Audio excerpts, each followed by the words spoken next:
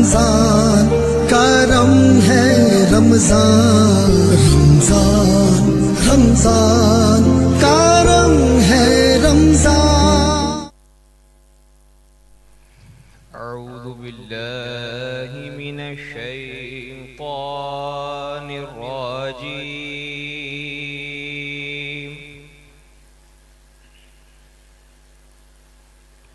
بسم اللہ الرحمن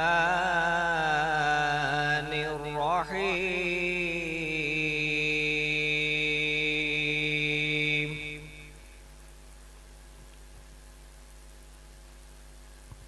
الحمد للہ الذی وهب لي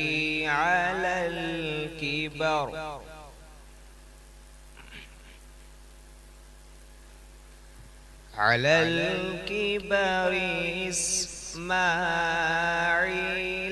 وإسحاق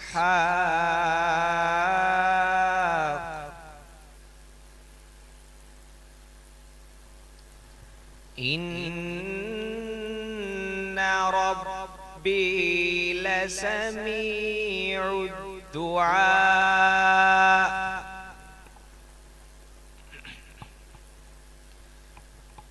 رب اجعلني مقيم الصلاة ومن ذريتي ربنا وتقبل دعاء.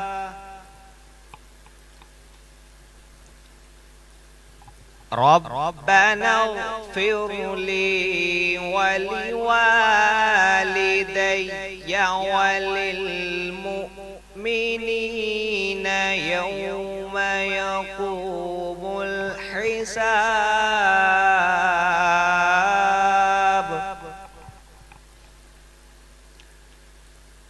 الحمد لله الذي وهب لي على الكبر إسماعيل وإسحاق إن ربي لسميع الدعاء.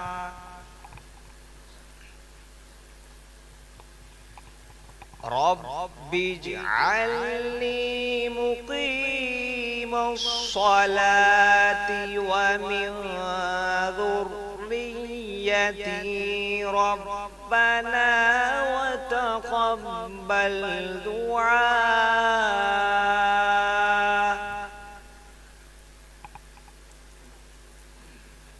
ربنا اغفر لي ولوالدي وللمؤمنين يوم يقوم الحساب.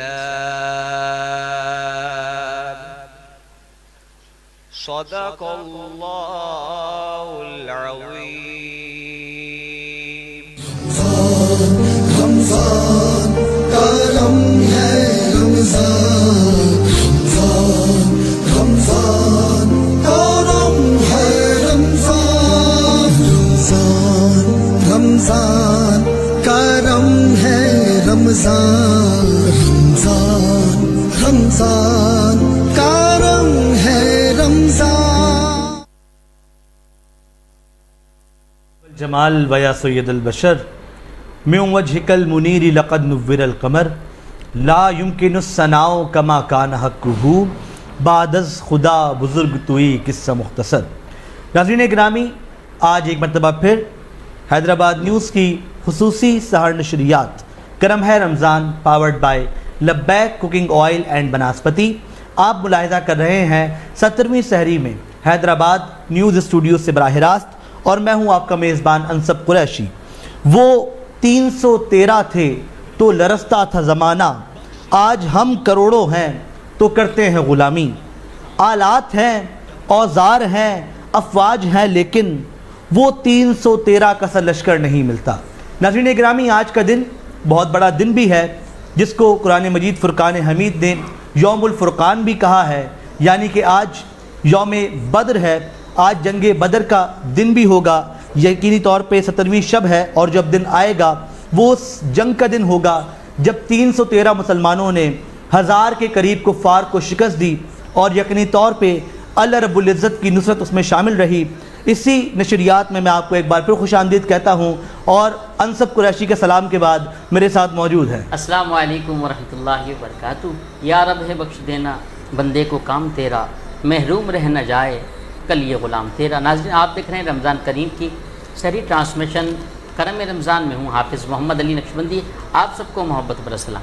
جی بالکل ناظرین گرامی، جس طرح میں نے آپ سے کہا کہ یقینی طور پہ آج جو گفتگو ہوگی وہ مختلف موضوعات پر بھی ہوگی، اور پھر ہم آج جو ہے وہ غزوہ بدر کے حوالے سے گفتگو بھی کریں گے، کیونکہ آج مسلمانوں کی فتح و نصرت کا دن ہے، اور اس وقت جب شاید مسلمانوں کو یکجہتی کا مظاہرہ کرنے کی ضرورت ہے، امت مسلمہ کو ایک پلیٹ فارم پر آنے کی ضرورت ہے، مسلمان حکمرانوں کو مٹھی بند ہونے کی ضرورت ہے، اس وقت ہم جب بکھرے ہوئے ہیں، اور اس بکھرے ہوئے ہونے کا فائدہ اٹھا رہا ہے وہ کفار کا لشکر جو شاید مسلمانوں کو تنے تنہا سمجھا ہوا ہے، تو آج کا یہ دن یقینی طور پہ ہمیں یاد دلاتا ہے کہ ہم بھلے تعداد میں کم ہوں، لیکن اگر ہمارا بھروسہ اللہ رب العزت کی ذات پر ہوگا تو ہم کفار کو نیست و نابود کر سکتے ہیں۔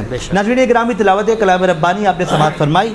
آج کون قاری حضرت تھے جو ہمارے ساتھ موجود تھے؟ جی انصب صاحب، آج جو قاری قرآن ہمارے درمیان موجود تھے قاری شاہ زیب صدیقی صاحب، بہت ہی پیارے انداز سے آپ نے قرآن کریم فرقان حمید کی تلاوت پیش کی، اور ثنا خان مصطفیٰ صلی اللہ تعالیٰ علیہ وسلم بھی موجود ہیں، مگر میں چاہوں گا کہ جن احباب کا ہمارے ساتھ تعاون رہا ان کا بھی تعارف کرایا جائے، اور جو آج مہمان موجود ہیں ہمارے سیٹ پر ان کا بھی تعارف۔ بالکل ناظرین گرامی، جس طرح روزانہ کی بنیاد پہ آپ تک نشریات پہنچانے میں، چونکہ میں ہمیشہ ایک بات کہتا ہوں کہ شہر حیدرآباد سے براہ راست نشریات کرنا بھی ایک حیدرآباد نیوز کا خاصہ ہے، جو کم و بیش پچھلے 4 سالوں سے مستقل طور پہ براہ راست نشریات کر رہا ہے، اور یہ پہلا ویب چینل ہے حیدرآباد شہر کا جو کہ حیدرآباد سے براہ راست پورے 29 روزہ نشریات آپ تک پہنچاتا ہے، جس میں ہم مختلف موضوعات پر گفتگو کرتے ہیں، اور یہ آپ تک پہنچانے میں جو تعاون ہمیں حاصل رہتا ہے وہ ہے کرم ہے رمضان، پاورڈ بائی لبیک کوکنگ آئل اینڈ بناسپتی، ہر لب پہ لبیک۔ اس کے علاوہ unique batteries and unique motor cycle, unique اور آپ ہمیشہ کا ساتھ، ہائی اسپیڈ موٹر سائیکل، ہر پل چلے ایک قدم آگے۔ اس کے علاوہ تعاون حاصل ہے گلیمر پینٹس، المدینہ فلور ملز، اجوا کوکنگ آئل، روایت کوکنگ آئل، حاجی محفوظ شیرمال ہاؤس، لاسفہ بریڈ، لذت بھرے مسالے، Naheed builders, mall 1 shopping complex, ٹیز اسکول اینڈ کالج، کوثار icon, athletes arena, Luxora wood art, Lexus wood art, الصوفی، ڈرائی نٹس، دیسی چنا اینڈ نمکو، بولڈ فٹنس جم ایکسپریس، اور بولڈ بیوٹی اسٹوڈیو کا۔ اور ناظرین گرامی، یقینی طور پہ یہ وہ تمام تر لوگ ہیں جو حیدرآباد نیوز کی نشریات کا بیک بون ہوتے ہیں، اور آپ تک پہنچانے میں پورے ماہ سیام میں ہمارے ساتھ قدم سے قدم ملا کر چلتے ہیں۔ جس طرح روزانہ کی بنیاد پہ علی بھائی ہم مختلف مہمانان کو یہاں مدعو کرتے ہیں، وہ یہاں پر ہوتے ہیں، اور ہم مختلف موضوعات پر گفتگو کرتے ہیں، مختلف شعبہ زندگی کے لوگوں سے ہم گفتگو کر رہے ہوتے ہیں، تو آج بھی ہمارے ساتھ 2 مہمانان موجود ہیں۔ دونوں شخصیات اپنے اپنے فیلڈ میں اپنا ایک مقام رکھتے ہیں، اپنا ایک قدر رکھتے ہیں۔ ہمارے آج کے جو پہلے مہمان ہیں، آپ اس وقت صدر ہیں Hyderabad union of journalist workers کے، اس کے علاوہ آپ سینئر صحافی ہیں شہر حیدرآباد کے، ایک نجی ٹی وی چینل کے آپ بیورو چیف بھی ہیں، اور یقینی طور پہ صحافت کے میدان میں اپنا ایک قد، صحافت کے میدان میں اپنا ایک مقام رکھتے ہیں۔ میں نے بہت کچھ سیکھا ہے ان سے، بہت کچھ ہماری جب بھی گفتگو ہوتی ہے بہت کچھ سیکھنے کو ملتا ہے، تو میرے استاد بھی آپ کہہ سکتے ہیں انہیں۔ میرے ساتھ موجود ہیں آج جناب عرفان ارائیں صاحب، السلام علیکم۔ وعلیکم السلام سر خیریت سے ہیں؟ First class. بہت شکریہ آپ کی تشریف آوری کا۔ ان کے ساتھ ہمارے درمیان موجود ہیں آج ہمارے دوسرے مہمان، آپ اس وقت جو ہے وہ جنرل سیکریٹری ہیں پاکستان مرکزی مسلم لیگ ضلع حیدرآباد کے، اس کے علاوہ یقینی طور پہ پاکستان مرکزی مسلم لیگ کی جو ایکٹیویٹیز ہیں اس پہ آپ کا جو کردار ہے، چونکہ جنرل سیکریٹری کا کردار بھی ریڑھ کی ہڈی کی مانند ہوتا ہے، وہ تمام تر کاموں کو سر انجام ایک ساتھ دے رہا ہوتا ہے۔ تو جی ہمارے ساتھ موجود جناب عمر فاروق خانزادہ صاحب، السلام علیکم۔ سر خیریت سے ہیں؟ بہت شکریہ آپ کے قیمتی وقت کا بھی۔ ناظرین گرامی، یہاں ہم چلیں گے کلام کی جانب، پہلے کلام شامل کرتے ہیں، اس کے بعد پھر ہم گفتگو کو آگے بڑھائیں گے۔ جی ہاں، خدا کا ذکر کرے اور ذکر مصطفیٰ نہ کرے، ہمارے منہ میں ہو ایسی زبان خدا نہ کرے۔ نہایت ادب کے ساتھ ملتمس ہوں جناب محترم محمد اعظم قادری صاحب سے کہ وہ ہدیہ نعت پیش فرمائیں۔ جی بسم اللہ۔ مائک کھول لیجیے گا، مائک بند ہے۔ میرے نبی کا کہ دیا تو ہو گیا معجزہ میرے نبی کا کہ دیا تو ہو گیا کہ دیا تو ہو گیا کہ دیا تو ہو گیا آپ نے قطرے کو دریا کہہ دیا تو ہو گیا آپ نے قطرے کو دریا کہہ دیا تو ہو گیا کہہ دیا تو ہو گیا کہہ دیا تو ہو گیا معجزہ میرے نبی کا کہہ دیا تو ہو گیا اور ہاتھ میں تلوار لے کر آئے جب حضرت عمر ہاتھ میں تلوار لے کر آئے جب حضرت عمر ہاتھ میں تلوار لے کر آئے جب حضرت عمر آ میرے دامن میں آ جا کہہ دیا تو ہو گیا معجزہ میرے نبی کا کہہ دیا تو ہو گیا اور مصطفیٰ سے ہے خدا کو پیار کتنا دیکھیے مصطفیٰ سے ہے خدا کو پیار کتنا دیکھیے مصطفیٰ سے ہے خدا کو پیار کتنا دیکھیے خانہ کعبہ کو قبلہ کہہ دیا تو ہو گیا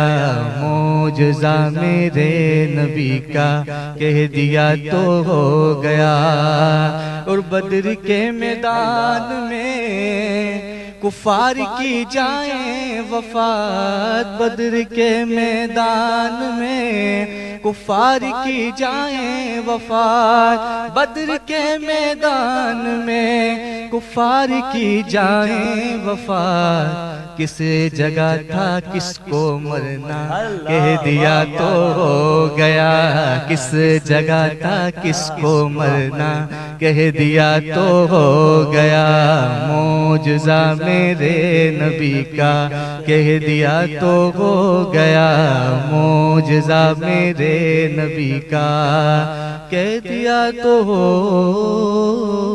گیا بہت میرے انداز سے جناب محمد اعظم قاری صاحب نے ہدیہ پیش فرمایا معجزہ میرے نبی کا کہہ دیا تو ہو گیا اللہ کریم آپ کو برکت عطا فرمائے آپ کا بہت شکریہ آپ رمضان کریم کی صحیح ٹرانسمیشن میں ثنا خوانی کے لیے حصہ بنے اللہ آپ کا قبول منظور فرمائے جی انصر بھائی جی جناب عالی اور جس طرح سے ہم نے گفتگو کا آغاز کرنا ہے اور بات چیت کرنی ہے تو میں چونکہ دونوں مہمانان موجود ہیں لیکن مجھے بتایا گیا کہ عمر فاروق صاحب ہم سے جلدی رخصت لے لیں گے جلدی جائیں گے تو میں ذرا بات کا آغاز بھی ان سے کرتا ہوں پاکستان مرکزی مسلم لیگ جو ہے سر حیدرآباد ڈویژن کی اگر میں بات کروں اسپیشلی ہم نے دیکھا کہ اس وقت شہر حیدرآباد میں بہت ساری ایکٹیویٹیز آپ کی جانب سے ہو رہی ہوتی ہیں بھلے وہ آن بورڈ ہوں نہ ہوں لیکن بہت سارے کام آپ کر دیتے ہیں اسپیشلی جو سحر و افطار کا جو معاملہ ہے جو اس وقت پاکستان مرکزی مسلم لیگ کروا رہی ہے حیدرآباد کے اندر یہ سلسلہ کس طرح مینیج کر رہے ہیں کتنی جگہوں پر کر رہے ہیں کیا کیا جو ہے وہ اس میں چیزیں ہوتی ہیں آپ کی طرف سے منصر بھائی آپ نے الحمدللہ بہت بہتر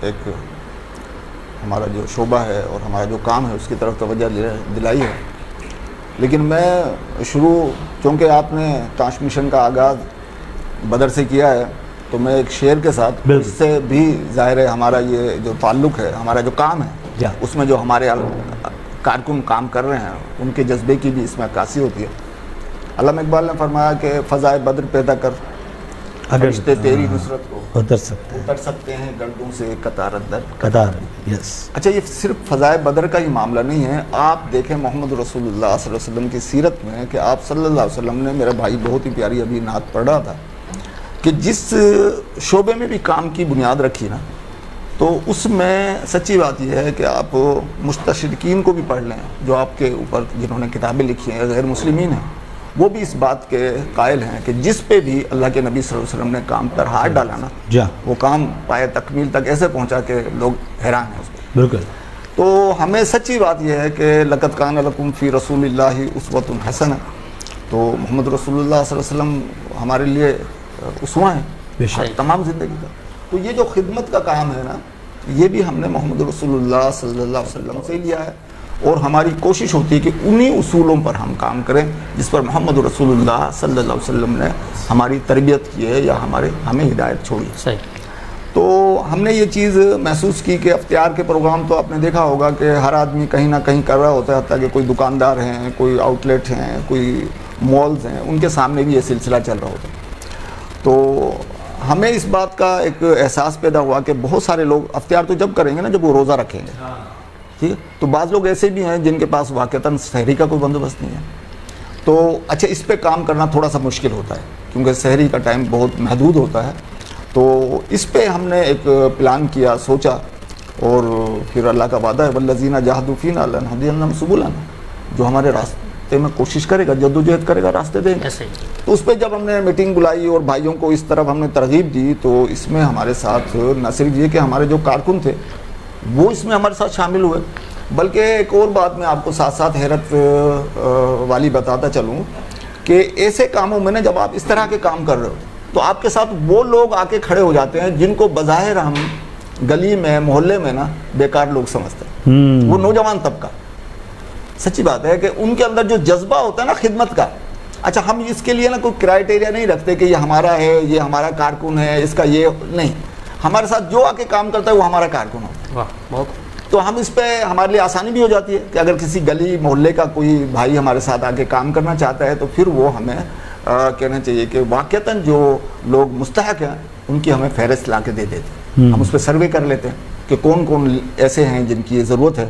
اور ایسے ایسے واقعات بھی آئے ہیں مصعب بھائی کہ ہم جب سحری لے کے پہنچے ہیں تو انہوں نے ہم سے کنفرم کیا ہے کہ آیا یہ سحری آپ پرماننٹ دیں گے ہمیں.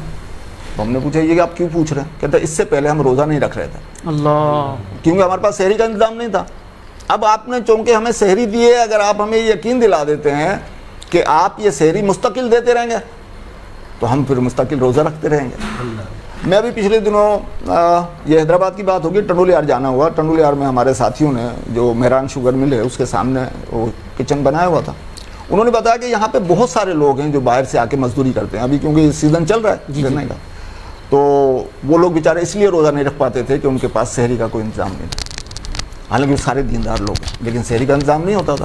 اب جب وہاں پہ سحری کا انتظام کیا ہے ہم نے اور یہ کچن بنایا ہے اور اس میں پھر ہم نے جا کے تقسیم کا کام شروع کیا ہے تو وہاں پہ لوگوں نے روزہ رکھنا شروع کر دیا.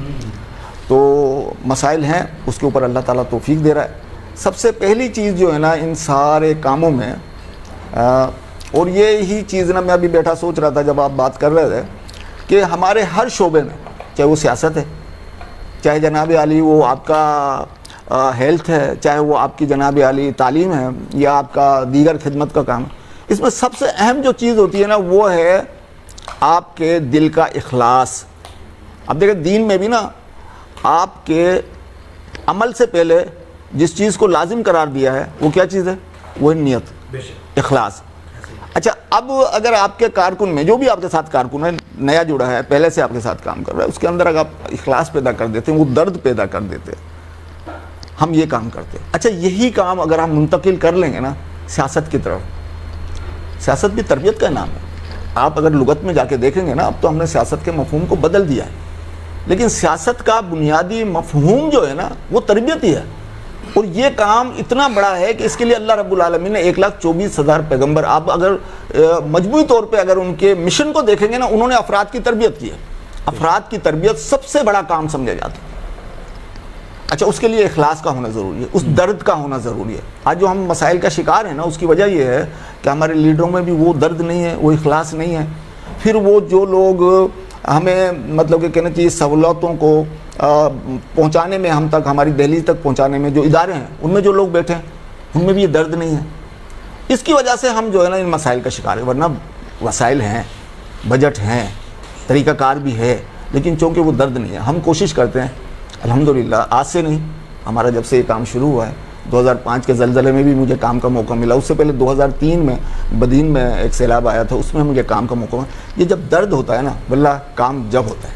بالکل ایسے ہی ہو گیا. اور ہم یقینی طور پہ یہ دیکھتے بھی ہیں کہ پاکستان مرکزی مسلم لیگ جو ہے وہ کام کر بھی رہی ہوتی ہے. لیکن حضرت میں ایک چیز کی طرف جاؤں گا کیونکہ آپ کے میں نے دیکھا ملٹیپل اسپیکٹس ہیں پاکستان مرکزی مسلم لیگ کے. اسکولز بھی ہیں, مدارس بھی ہیں, پھر مرکزی آئے گئے اگر میں غلط مسلم اسٹوڈنٹس لیگ بھی ہے, مسلم وومن لیگ بھی ہے, اور یوتھ لیگ بھی ہے. تو الگ الگ آپ کے جو وہ شعبہ جاتے ہیں. تو کیا ایسی ضرورت آن پڑی پاکستان مرکزی مسلم لیگ کو کہ وہ سیاست کی جانب بھی چلی گئی؟ کیوں نہ وہ فلاحی تنظیم بن کے کام کرتی رہتی؟ دیکھیں مصعب بھائی، میں نے پہلے کہا کہ سیاست کا نا اصل میں ہم نے مفہوم غلط لے لیا ہے نا. اگر آپ جا کے لغت کی کتابوں میں دیکھیں گے تو سیاست کے بنیادی معنی ہی تربیت ہے. یہ کہہ لیں کہ ہم الیکشن کی سیاست میں بھی آئے، الیکشن کی سیاست میں ہم نئے آئے ہیں، ورنہ تربیت کا کام ہم کر رہے تھے، اس کا مطلب ہم سیاست کر رہے تھے. خدمت کا کام ہم کر رہے تھے، اس کا مطلب ہم سیاست کر رہے تھے. سیاست دان جو لیڈر ہوتا ہے نا، وہ باحیثیت سائنس ہوتا ہے. سائنس کا لفظ سنا ہے؟ سائنس کہتے ہیں وہ جو استبل میں گھوڑوں کو سدھارتا ہے. کیا بات ہے، آپ سمجھ لیں. تو سیاستدان باحیثیت سائنس ہوتا ہے. وہ عوام جو ہوتی ہے نا، وہ تھرو ہوتی ہے، بے لگام سی ہوتی ہے نا، اس کی تربیت کرنا یہ سیاستدان کا کام ہے. محمد رسول اللہ صلی اللہ علیہ وسلم کی حدیث ہے کہ بنی اسرائیل کی سیاست کون کرتے تھے؟ ان کے انبیاء. اچھا، خود محمد رسول اللہ صلی اللہ علیہ وسلم نے، اب دیکھیں میں آپ کو ایک بات بتاتا ہوں کہ محمد رسول اللہ صلی اللہ علیہ وسلم کا جو مذہبی کہنا چاہیے ٹائم آف پیریڈ ہے، اس کو آپ نکال لیں. نماز میں کتنی ٹائم لگتی ہے؟ 5 نمازوں کو ملا لیں. رمضان کے روزے بھی سال میں ایک دفعہ آتے ہیں، حج بھی سال میں ایک دفعہ، زکوٰۃ بھی ایک دفعہ. اچھا، باقی جو ٹائم تھا اللہ کے نبی صلی اللہ علیہ وسلم، اس کو کیا کہیں گے آپ؟ وہ سیاست تو تھی.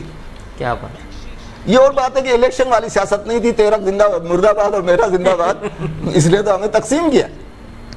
سیاست ہونا چاہیے. واللہ آج مغرب کو ہم برا کہتے ہیں، بالکل ہمارے مقابلے ہیں اور وہ ظلم کر رہے ہیں، لیکن وہ سیاست انہوں نے اپنا لی. تعاونوا علی البر والتقوی ولا تعاونوا علی الاثم والعدوان. نیکی اور بھلائی کے کام میں ہم تعاون کرو. اور ہم کیا کرتے ہیں؟ میں جیت جاؤں گا تو کام کروں گا، اور جو ہارے گا وہ کیا کرے گا؟ میری ٹانگیں کھینچے گا. ہم اس سیاست کو ختم کرنے آئے. واللہ ہمارا کوئی شوق نہیں ہے. ہم اس سیاست میں بھی اس لیے آئے کہ سیاست میں آئے بغیر ہم سیاست کی اصلاح نہیں کر سکتے. بالکل ٹھیک ہو گیا. اچھا، ہم یہ دیکھتے ہیں کہ حضرت جب پاکستان مرکزی مسلم لیگ کی بات آتی ہے نا، تو اس کا ایک تاثر دیا جاتا ہے کہ ایک پرٹیکولر فرقہ ہے جی جو اس پہ کام کر رہا ہے، اور پھر وہیں پر جو ہے نا وہ شاید وہ جو نوجوان اس ٹیم کا حصہ بنتے ہیں ان کی ذہن سازی بھی جی وہ لوگ اس طرح کر رہے ہیں. تو یہ اس میں کتنی صداقت ہے اس بات میں؟ دیکھیں مصعب بھائی، ایک بات تو ہمیں سمجھنی پڑے گی کہ آج ہمارے پاس جو ہمارا ایک بہت بڑا نقصان ہوا ہے نا، وہ یہ بھی ہوا ہے کہ ہم مختلف دائروں میں تقسیم ہیں. ٹھیک ہے. اچھا، تقسیم تو ہو گئی، اب اس کو ختم کرنے کا ہمارے پاس کوئی طریقہ نہیں ہے. لیکن یہ حقیقت ہے کہ ہم جب بھی متحد ہوں گے وہ 2 ہی چیزوں پہ ہو سکتے ہیں، ایک اللہ، ایک رسول اللہ. یہ 2 وہ چیزیں ہیں جن پہ کسی کا کوئی اختلاف نہیں ہے. تو ہم صرف اس کی دعوت دیتے ہیں. لیکن اس کی بنیاد پہ اگر اس میں کوئی کہیں مسائل ہیں، فقہی مسائل ہیں، پھر فرقہ والا تقسیم ہے، ہم اس کی بنیاد پہ نفرت کے قائل نہیں ہیں. یہ ہو چکی ہے. اس کو ختم کرنا کوئی آسان کام نہیں ہے. ہمارے پاس کوئی ایسا جوسر بلینڈر نہیں ہے ہم سب کو ملا کر ایک جوس بنا کے لا دیں، نہیں لگا. ہم اس کے اندر کھلے دل کے ساتھ سب کو بلاتے ہیں. منہج یہ ہے قال اللہ و قال رسول، اطیعوا اللہ و اطیعوا الرسول. لیکن اس کے ساتھ ہر کلمہ پڑھنے والا وہ ہمارا کون ہے؟ بھائی. بلکہ انسانیت کے ناطے تو ہم نے جب سیلابوں میں کام کیا ہے، خود میں نے بدین میں 2003 میں کیا، 2010 میں ٹھٹا میں ہمارا بہت بڑا کیمپ تھا، پورے سندھ میں تھا. سب سے زیادہ اگر ہمارے کیمپ پہ کوئی لوگ ہوتے ہیں تو وہ ہندو ہوتے ہیں. کیونکہ ظاہر انسان ہے. اللہ کے نبی صلی اللہ علیہ وسلم نے تو اس خاتون کو جنت کی بشارت دی کہ جس نے کتے کے بچے کو پانی پلا دیا تھا، اور آگے فاحشہ عورت تھی. تو پھر تو یہ تو انسان ہے. تو ہمارا ایسا کوئی مسئلہ نہیں ہے جیسے عام طور پہ ہمارے بارے میں بیان کیا جاتا ہے. ہم دعوت کتاب و سنت کی رکھتے ہیں. حقیقت ہے کیوں یہی ایک ہمارے پاس حل ہے. کسی سے بھی آپ سوال کر لیں کہ بھائی ہم ایک ہونا چاہتے ہیں، کس بنیاد پہ ہوں گے؟ تو اس کے لیے ہمارے پاس 2 ہی ہستیاں رہ جاتی ہیں. ایک اللہ ہے جو ہمارا خالق اور مالک ہے اور وہ ہمیں جانتا ہے، اور دنیا کے اندر ہم اصول ضابطہ بناتے ہیں کہ جو جس کو بناتا ہے اس کے لیے قانون کون بناتا ہے؟ وہی بناتا ہے. یہی ہے. اچھا، ہمیں کس نے بنایا؟ اچھا، ہمارے لیے جو قانون بنائے گا. بلکہ آپ کو ایک بات بتاؤں بڑے مزے کی، ایلون مسک نے ابھی ایک بات کی ہے کہ پہلے میں ملحد تھا اور اب میں کیا ہو گیا ہوں؟ میں اللہ کو ماننے لگا ہوں. کیوں؟ اس نے جب کائنات میں ہو گیا ہے، اس نے گلیکسیز دیکھی ہیں، اس نے ملکی ویز دیکھے ہیں، اس نے کلسٹر دیکھے ہیں، سپر کلسٹر. اس سارے نظام کو چلانے والا کون ہے؟ ایک اللہ ہے. جب وہ اتنے بڑے نظام کے لیے ایک پرفیکٹ قانون بنا رہا ہے تو آپ کے اور میرے لیے غلط قانون بنائے گا؟ اس قانون کا نام قرآن ہے. اس کی عملی تشریح محمد رسول اللہ صلی اللہ علیہ وسلم کی سیرت اور سنت ہے، پریکٹیکل. اس میں کون سا فرقہ ہے، اس میں کون سا اختلاف ہے؟ ہم اس کی دعوت دیتے ہیں. اصل میں ہمارے ساتھ مسئلہ یہ ہے کہ ہم جہاں ہیں ہم वहीं पे जो कुछ देखते हैं उसी को। तो बहरहाल मैं फिर बात करूँगा कि हम किसी भी किस्म की फ़िरका वाराना तकसीम के कायल नहीं हैं, और यही वजह है कि अल्लाह का शुक्र है हमारे साथ हर आदमी जुड़ता है। हमारे स्कूल सिस्टम में हाल में हमारा स्कूल था, उसमें एक हिंदू बच्चा पढ़ता था। एक दफ़ा हमारा डिबेट कंपटीशन था, तकरीरी मुकाबला था, उस बच्चे ने तकरीर की, इस्लाम is the completely code of life. ठीक है, तो हम तो इस पे काम कर रहे हैं अल्हम्दुलिल्लाह, और हम सारे फ़िरकों को, हम फ़िरका वारियत के चलें जी, बहुत अच्छी बात हो गई जी। ये तो बड़ा अच्छा मामला हो गया ना कि फ़िरका वारियत की यहाँ पे बात है ही नहीं। मैं और भी बात को आगे बढ़ाऊंगा। हमारे साथ मौजूद जनाब इरफान राही साहब, और मैं इस तरफ आ जाऊँगा क्योंकि अब हम ज़रा इस टॉपिक पर आ ही गए हैं, तो मैं कनेक्ट करता हूँ उसी को सहाफ़त से भी। सर हम जो है वो अब सहाफ़त की अगर अब बात करें, जिस तरह ये लोगों की खिदमत कर रहे हैं, सहाफ़त भी तो बेसिकली तो जज्बा है लोगों की खिदमत करने का, लेकिन अब हमारे पास जो है वो दो धड़े से बन गए हैं। एक को हम कहते हैं इलेक्ट्रॉनिक मीडिया, और एक को हम कहते हैं जी ये तो सोशल मीडिया या डिजिटल मीडिया ना। तो अब मुझे ये बताइए कि हज़रत ये जो एक इख्तलाफ है सहाफ़त के दरमियान में भी, ये कैसे जन्म लेता चला गया, और ये इतना पीक पर आ गया है कि इलेक्ट्रॉनिक वाले इनको नहीं मान रहे, ये वाले उनको नहीं मान रहे। इस पर ज़रा बात कीजिएगा कि ये ख़त्म होना चाहिए। जो गुफ्तगू कर रहे थे सेक्रेटरी साहब उमर फारूक साहब, पहली बात आपने मीडिया की बात की। मीडिया जब भी मैदान में आता है ना, तो जो काम आवाम के लिए करने के दावे किए जा रहे होते हैं, वो फिर उन दावों को खंगालता है, निकालता है चीज़ें, और उसमें फिर ज़्यादातर पॉलिटिकल पार्टीज नाराज़ ही रहती हैं। तो उसका फार्मूला उन्होंने ये निकाला है कि जर्नलिज़म में एक नई इस्तिलाह आ गई है, फ्रेंडली जर्नलिज़म, कि आप सब अच्छा दिखाएं, और जो आम आदमी है, जो आम आदमी का जो मसला है, उस मसले की तरफ आप मत जाएं। तो जब मीडिया, मेन स्ट्रीम मीडिया, जिसमें आपके नेशनल न्यूज़पेपर्स हो गए, नेशनल टीवी चैनल्स हो गए, वो जब से फ्रेंडली जर्नलिज़म की जानिब आए, तो फिर आवाम के पास एक रास्ता बना जो था सोशल मीडिया। दुनिया में जब जब निज़ाम तब्दील हुए हैं, उसका मुतबादिल आया है। और जब आप ग्लोबल विलेज बन गए, तो फिर आपका मसला आज यहाँ आप पोस्ट करते हैं, पूरी दुनिया में देखा जाता है। पहले ये नहीं होता था, अखबार में छपती थी, कोई शादो नादिर इंटरनेशनल लेवल तक खबर चली गई तो चली गई। तो सोशल मीडिया एक हकीकत है, और हमें कोई फ़र्क नज़र नहीं आता। हम एज ए जर्नलिस्ट उसको सहाफ़ती काम देखते हैं। उसकी वजह यह है कि जब मैं बतौर सहाफ़ी देखता हूँ कि नेशनल लेवल के अखबारात और चैनल्स में मेरे इलाके की, मेरे शहर की ख़बर नहीं चलती, मसाइल नहीं चलते, करप्शन हाईलाइट नहीं होती, तो फिर मेरे पास भी एक ही रास्ता बचता है, जो कि है सोशल मीडिया। और आपने देखा होगा कि पाकिस्तान के तमाम बड़े नामवर सहाफ़ी अब सोशल मीडिया का इस्तेमाल कर रहे हैं। उसकी वजह यह है कि वो अपने चैनल पर अब ख़बर चला नहीं पाते, हकीकत आवाम तक पहुंचा नहीं पाते। अब इसमें आप आवाम के शऊर की बात देखें कि लोग ये समझते हैं कि टीवी चैनल जो चीज़ दिखा रहा है, वो जस्ट बिज़नेस उस चीज़ को इस्तेमाल कर रहा है। अब उसमें बिज़नेस के तौर पर फंडिंग हुकूमत कर रही है, या पॉलिटिकल पार्टीज़ कर रही हैं, या कोई और कर रहा है, मगर उसका मुतबादिल सोशल मीडिया आया है। अब जहाँ तक आपने बात की कि वो उसको नहीं मानते, वो उसको नहीं मानते, ऐसा नहीं है। देखें, जब प्रिंट मीडिया का दौर था, सन 2008 तक अरूज था, तो इलेक्ट्रॉनिक मीडिया पैदा हुआ था 2003-04 में। थोड़ा मैच्योर हुआ वो जाकर 7-8 में। और मज़े की बात यह है कि उस वक्त जब हम इलेक्ट्रॉनिक मीडिया में आए, तो प्रिंट मीडिया के लोग हमें सहाफ़ी नहीं मानते थे। अच्छा, ठीक है। प्रेस क्लब्स जो थे पाकिस्तान के, उनके आइन में इलेक्ट्रॉनिक मीडिया के जर्नलिस्ट की कोई जगह नहीं थी। वो कहते थे कि सिर्फ जो अखबारी नुमाइंदे हैं वो सहाफ़ी हैं, और वही मेंबर होंगे प्रेस क्लब के। हम चूँकि इस दौर से गुज़रे, तो अब जब दौर पलट गया है, सोशल मीडिया की जानिब आ रहा है, फास्ट हो रहा है, चीज़ें फिंगर टिप पर आपकी सामने आ जाती हैं, तो ये मसाइल प्रेस क्लब्स में, यूनियन के फोरम्स में पैदा हुए, 2 साल कबल के जी ये सहाफ़ी नहीं है। आहिस्ता आहिस्ता अब समझने लगे हैं लोग कि नहीं, टेक्नोलॉजी तब्दील हुई है, अंदाज़ तब्दील हुआ है, हमें भी वहीं जाना पड़ेगा, बिल्कुल शिफ्ट होना पड़ेगा। जैसे अखबारात ख़त्म हो गए, आने वाले 1-2 सालों में टीवी चैनल्स बिल्कुल ख़त्म हो जाएंगे। अभी भी रेटिंग बिल्कुल नील है। क्यों? क्योंकि हर आदमी मोबाइल इस्तेमाल कर रहा है, सोशल मीडिया का इस्तेमाल कर रहा ऐसे है। ही है। तो हम अगर ये सोचें कि जी टेक्नोलॉजी तब्दील हो रही है और हम उसको मानने को तैयार नहीं है, हमारे मानने ना मानने से कुछ नहीं होता। दुनिया जिस चीज़ को मान लेती है फिर दुनिया उसी डगर पर चलती है। बिल्कुल अब तो सोशल मीडिया से आगे चले गए, एआई का पूरा एक निज़ाम आ रहा है। बेशक। तो ऐसे में ये अब कोई बात नहीं रही कि वो सहाफ़ी है या वो नहीं है।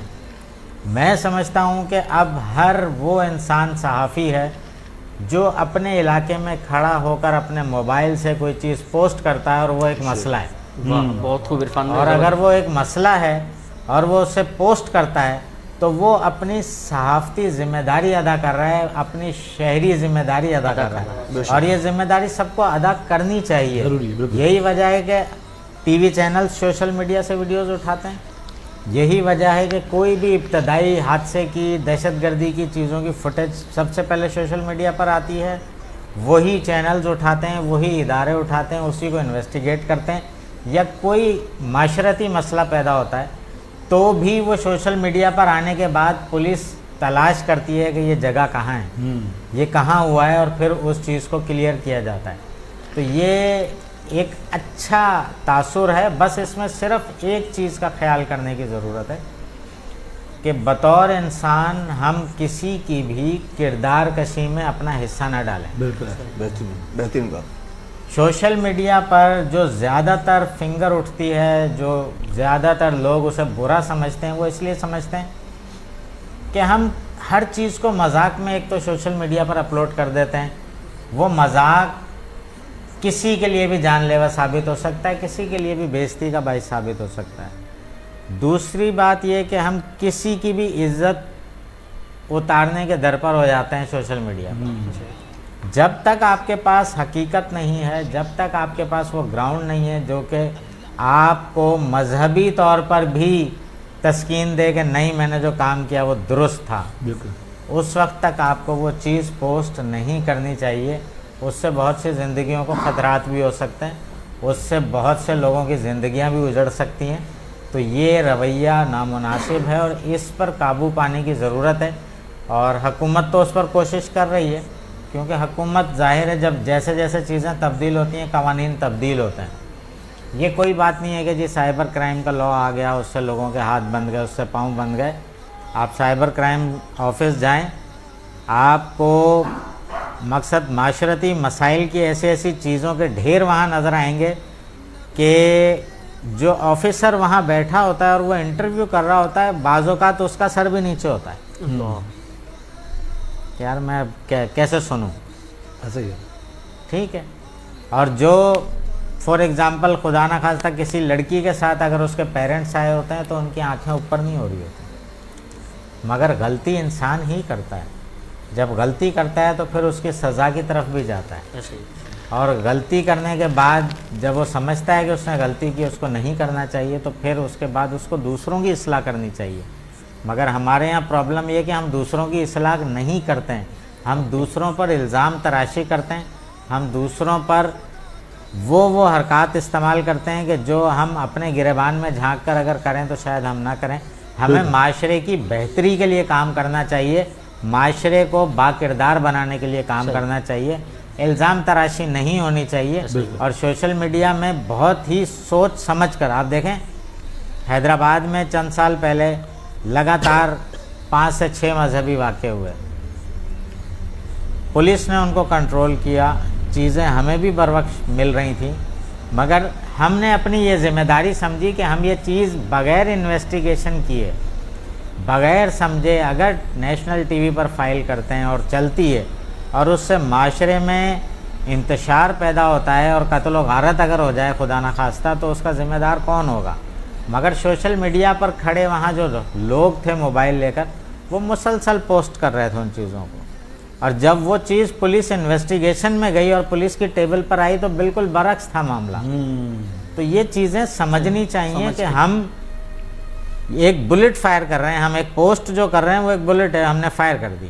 اب وہ کسے لگے گی, کیا ہوگا, یہ ہمیں نہیں پتا, مگر روز قیامت اگر ہمارے سامنے وہ کھول کر رکھا جائے گا کہ آپ نے یہ کیا کیا تھا, تو پھر آپ جواب کیسے دیں گے؟ بالکل ایسا ہی ہے, بالکل ایسا ہی ہے. اور یقینی طور پہ یہ بات بالکل درست بھی ہے کہ ہم جب سوشل میڈیا پر بہت ساری چیزوں کو پوسٹ کر رہے ہوتے ہیں تو وہ اس میں کتنی صداقت ہے کتنی نہیں ہے اس کو ہم جواز بناتے ہی نہیں ہیں, اور بس وہ ہمارا تو یہ ہوتا ہے کہ جی پہلے سے پہلے ہمیں ویوز مل جائیں اور ہماری ویورشپ جو وہ اوپر آ جائے.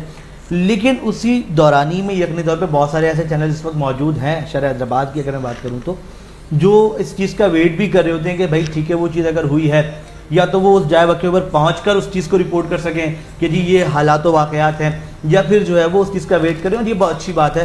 لیکن جس طرح بھی آپ نے بات کی نا سوشل میڈیا سے جو ہے وہ گروتھ مل رہی ہے الیکٹرانک میڈیا کو بھی, اور ہم بھی یہ دیکھ رہے ہیں کیونکہ میں اب یہ دیکھ رہا ہوں کہ جو بچے بھی میس کمیونیکیشن پڑھ کے نکلتے ہیں, کیونکہ میرا بھی 1-2 سال پہلے جب گریجویشن ہوئی آپ سے تو میری ملاقات اس ٹائم رہی, تو اب میں نے یہ دیکھا جب نے بہت سارے لوگوں کو یہ کہا کہ جی کہیں اگر ہو جائے اسٹارٹنگ ہی کروا دیں چیزیں کر دیں, تو انہوں نے بڑی چھوٹتی جملہ کہا کہ آپ اپنی جو پروفائل ہے نا وہ سوشل میڈیا پہ اسٹرانگ کریں, آپ کو آٹومیٹکلی پک کر لیا جائے گا. اور ابھی آپ رمضان نشریات دیکھیں تو آپ کو وہاں بیٹھے میزبان, میں آج ہی اس پر بات کر رہا تھا, ایک بہت بڑا چینل ہے جہاں پر جویریہ سعود صاحبہ جو ہے پروگرام کر رہی ہیں, اور ایک الگ ہی طوفان بدتمیزی مچا ہوا ہے اس رمضان ٹرانسمیشن کے اندر, کہ جس طرح کے وہاں سوالات آ رہے ہیں, جس طرح کی وہاں چیزیں ہو رہی ہیں, وہاں علماء کرام جس طرح کے جوابات دے رہے ہیں, تو اگر ایک پرٹیکولر وہ پڑھا لکھا صحافی اس جگہ تک نہیں پہنچ پائے گا صرف ویورشپ کی دوڑ کی وجہ سے, تو پھر جو اس وقت ہو رہا ہے, چاہے وہ فضا علی صاحبہ کا شو, وہ جویریہ سعود صاحبہ کا شو, یا کسی کا بھی شو, اس میں ایک چیز میں آپ کو بتاؤں کہ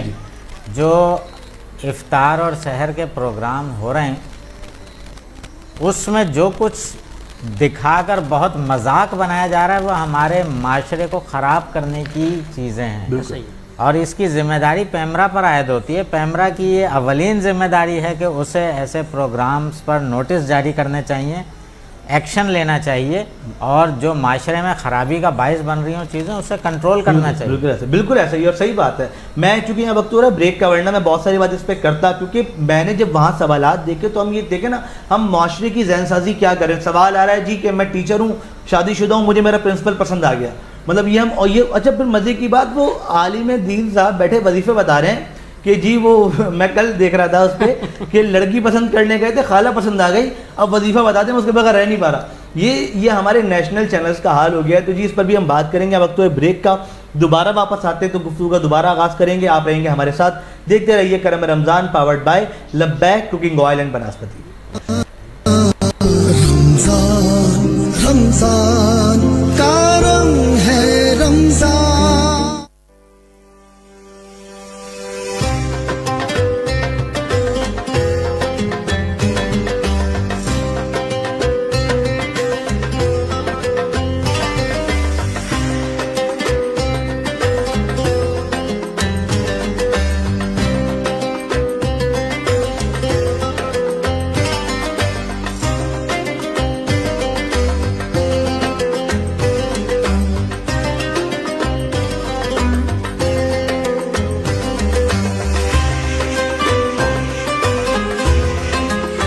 رمضان کا پیغام ہے محبت اور احساس.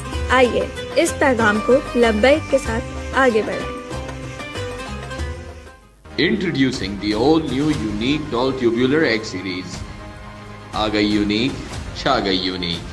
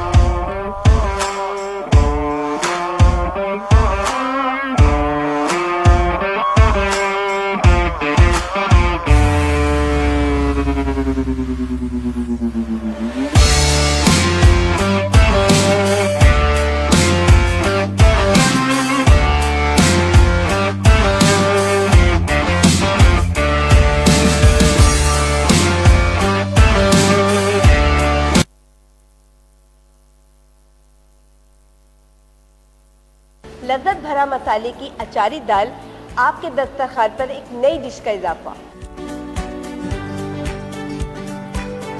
لذت بھرے مسالے میں بنا کابلی پلاؤ، آپ کے دسترخوان میں ایک نئی ڈش کا اضافہ۔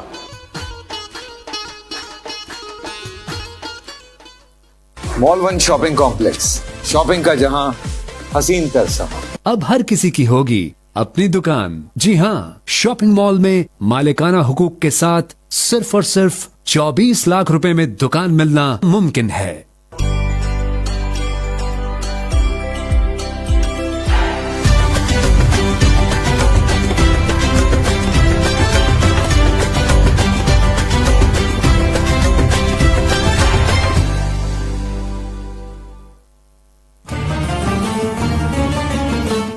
روایت کوکنگ آئل اینڈ بناسپتی کی جانب سے آپ سب کو رمضان مبارک۔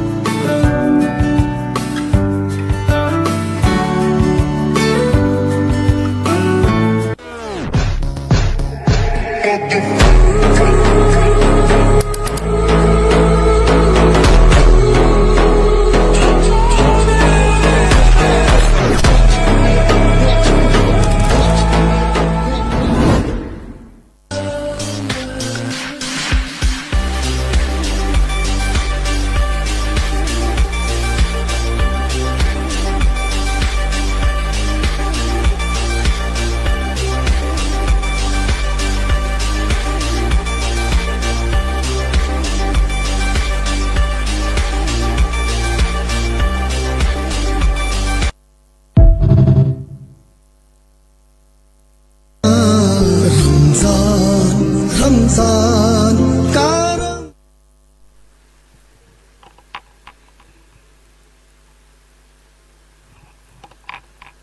مدینے سے بلاوا رہا ہے، مدینے سے بلاوا رہا ہے، مدینے سے بلاوا آ رہا ہے، میرا دل مجھ سے پہلے جا رہا ہے، اور میرا دل بھی تو اپنے ساتھ لے جا،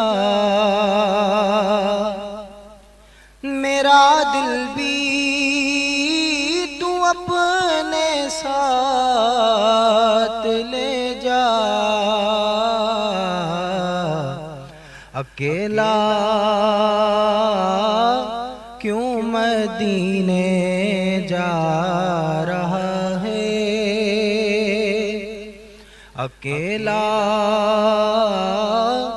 کیوں مدینے جا رہا ہے، اور یہاں مرضی نہیں چلتی کسی کی، اور یہاں مرضی نہیں چلتی کسی کی، مدینے والا ہی بلوا رہا ہے،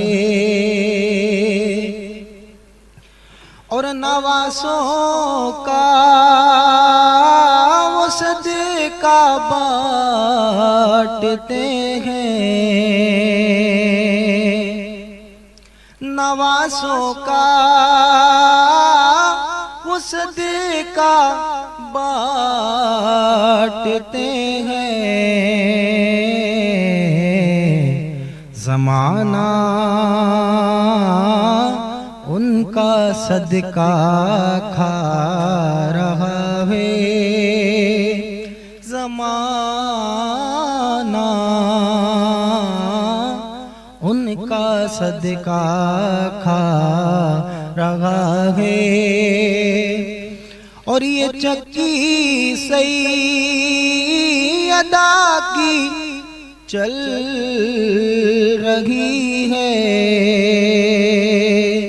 چوم کر لنگر زہرا کو اٹھا لیتے ہیں، یہ وہ صدقہ ہے جو سادات بھی کھا لیتے ہیں، یہ چکی سیدہ کی چل رہی ہے،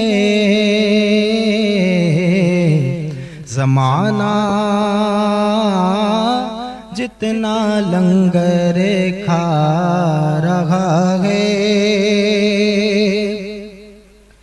وجود اپنا رہانا تیرے بس میں، وجود اپنا رہانا تیرے بس میں، مزمبل تو کیوں ٹوٹا جا رہا ہے، بلائیں گے در رحمت پہ تجھ کو، بلائیں گے در رحمت پہ تجھ کو، مزمبل تو کیوں ٹوٹا جا رہا ہے، میرا دل مجھ سے پہلے جا رہا ہے۔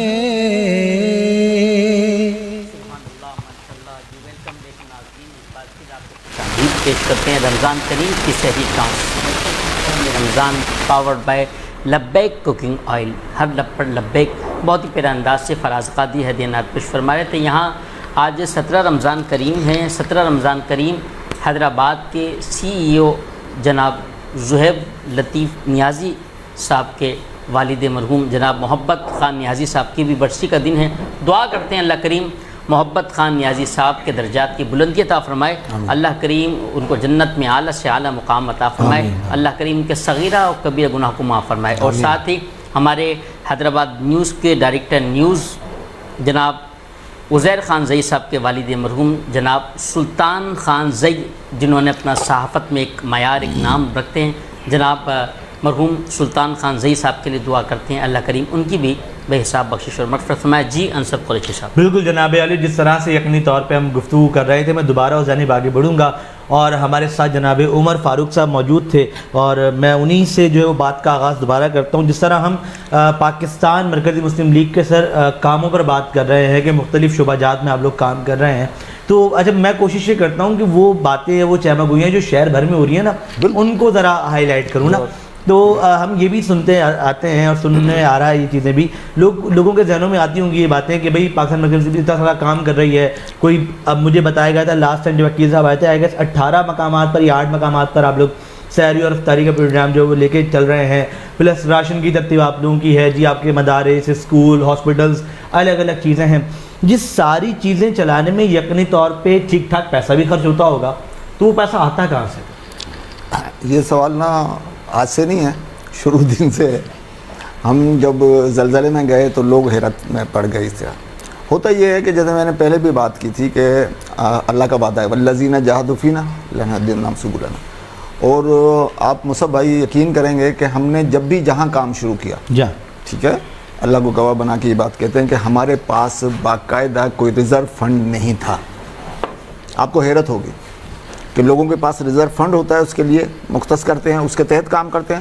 ہم کبھی بھی اس بنیاد پہ کام نہیں کرتے، ہم جا کے کھڑے ہو جاتے، ہم جا کے کام کرنا شروع کر دیتے، پھر لوگوں میں بڑی خیر ہے بلّہ اس معاشرے میں، اس پاکستان میں۔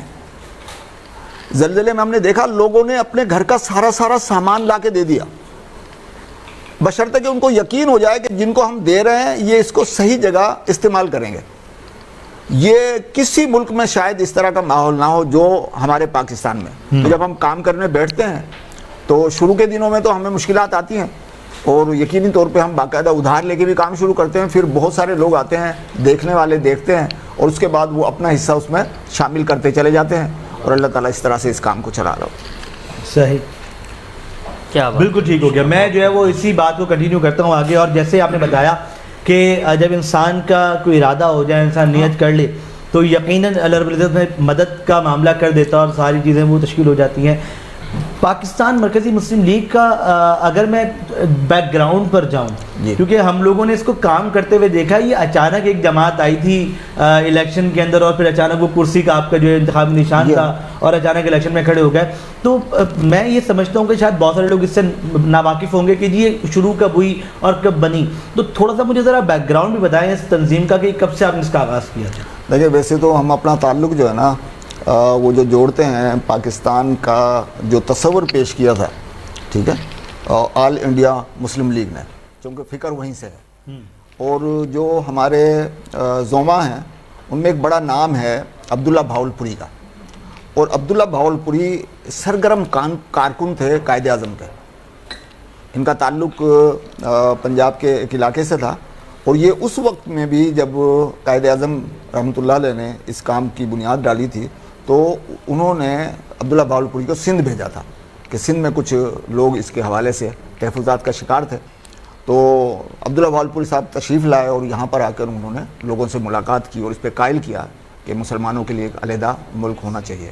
تو بنیاد تو اس کی ہم وہیں سے جوڑتے ہیں، لیکن پھر جیسے جیسے علاقے میں ابھی بھائی بات کر رہا تھا، بہت ہی پیاری نعت تھی ماشاءاللہ، بڑا دل خوش ہوا مدینے کے لحاظ سے۔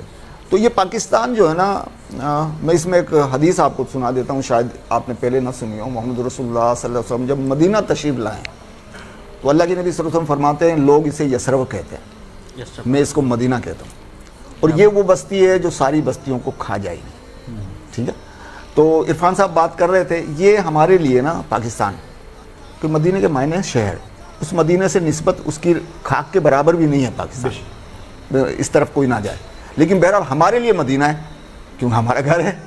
اچھا، محمد رسول اللہ صلی اللہ علیہ وسلم کی آپ سیاست کو دیکھیں گے، مدینہ کو محفوظ رکھنے کے لیے آپ نے جو جتن کیے ہیں، آتے ہی دیکھا یہاں بڑی طاقت ہے، 3 گروہ ہیں یہودیوں کے، قینقاع ہے، بنو قریظہ ہے، بنو نذیر ہے، ان سے معاہدہ کیا اس کو پورا کیونکہ یہ بیس کیمپ ہے۔ پھر منافقین عبداللہ بن ابی اور اس کے ساتھی بہت سارے مسائل پیدا کرتے تھے، لیکن ان سے بھی کبھی آپ نے باز پرس نہیں کی، کوئی اختلاف پیدا نہیں کیا، کیونکہ وہ بیس کیمپ تھا۔ اب عرفان صاحب ایک بات کر رہے تھے کہ سوشل میڈیا بہت اچھا کام کر رہا ہے، لیکن ہمیں اس بات پہ تھوڑی سی احتیاط کرنی پڑے گی، پابندی، کہ ہمارے ملک کو اس سے کوئی نقصان تو نہیں ہو رہا، ہماری کسی بھی شیئرنگ سے، کسی رپورٹنگ سے میرے ملک کے لیے آج یہ ہتھیار بن گیا باقاعدہ۔ اس وقت میں جو ہم جنگ فیس کر رہے ہیں، میدانوں میں ابھی آئی ہے، لیکن آلریڈی ایک جنگ اندرون خانہ چل رہی ہے، اور وہ ٹوٹل کی ٹوٹل آپ کی اسی بنیاد پر ہے۔ کسی ملک کو آپ کو ڈسٹرب کرنا ہے، کسی ملک کو آپ کو جناب انتشار میں مبتلا کرنا ہے، آپ سوشل میڈیا کے ذریعے سے وہاں پر بہت ساری سوچ اور فکر کا اختلاف پیدا کرتے ہیں، اور اس کے اوپر آپ دیکھ رہے ہیں جو کچھ ہو رہا ہے۔ پچھلے دنوں ایران میں ہوا ہے نا، ایران میں جو اس سے پہلے، ابھی تو یہ حملے اوپن کر دیا نا، لیکن اس سے پہلے جو کچھ ہو چکا ہے وہ آپ کے سامنے ہے، 3 یا 4 ہزار آدمی اس میں مارا گیا ہے، اور اس کے پیچھے میں بعض گروپ میں مطلب ایڈ تھا، میں نے دیکھا کہ وہ جو پیجز تھے وہ کہاں سے چل رہے تھے، جو ایرانیوں کو اٹھا رہے تھے، انقلاب کے نام پہ اٹھا رہے تھے، اس سے پہلے بھی بہت سارے ملکوں میں. بہرحال تو ہم پاکستان کے حوالے سے ہمارا یہ کردار ہے.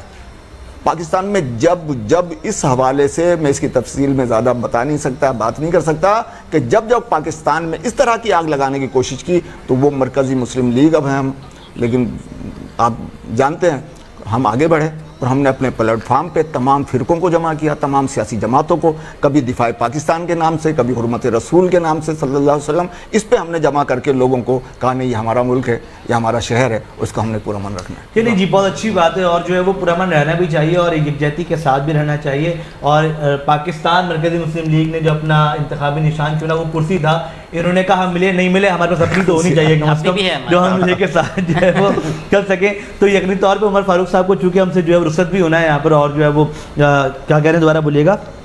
اچھا ٹھیک ہو گیا. تو جو ہے وہ ہمیں جو ہے وہ اب چونکہ وقت کی قلت ہے ہمارے پاس، ہم پھر مزید بات کو آگے بڑھائیں گے. میں جاتے جاتے سر ہمارے جو دیکھنے والے ہیں، جو لوگ ہیں، انہیں کیا پیغام دینا چاہیں گے، وہ کس طرح سے انہیں موٹیویٹ کرنا چاہیں گے؟ میرا پیغام ایک ہی ہے کہ ایک تو ہم جتنے بھی سیاسی جماعتیں ہیں، جتنی بھی مذہبی جماعتیں ہیں، ان سب کو بلیم گیم سے نکلنا چاہیے.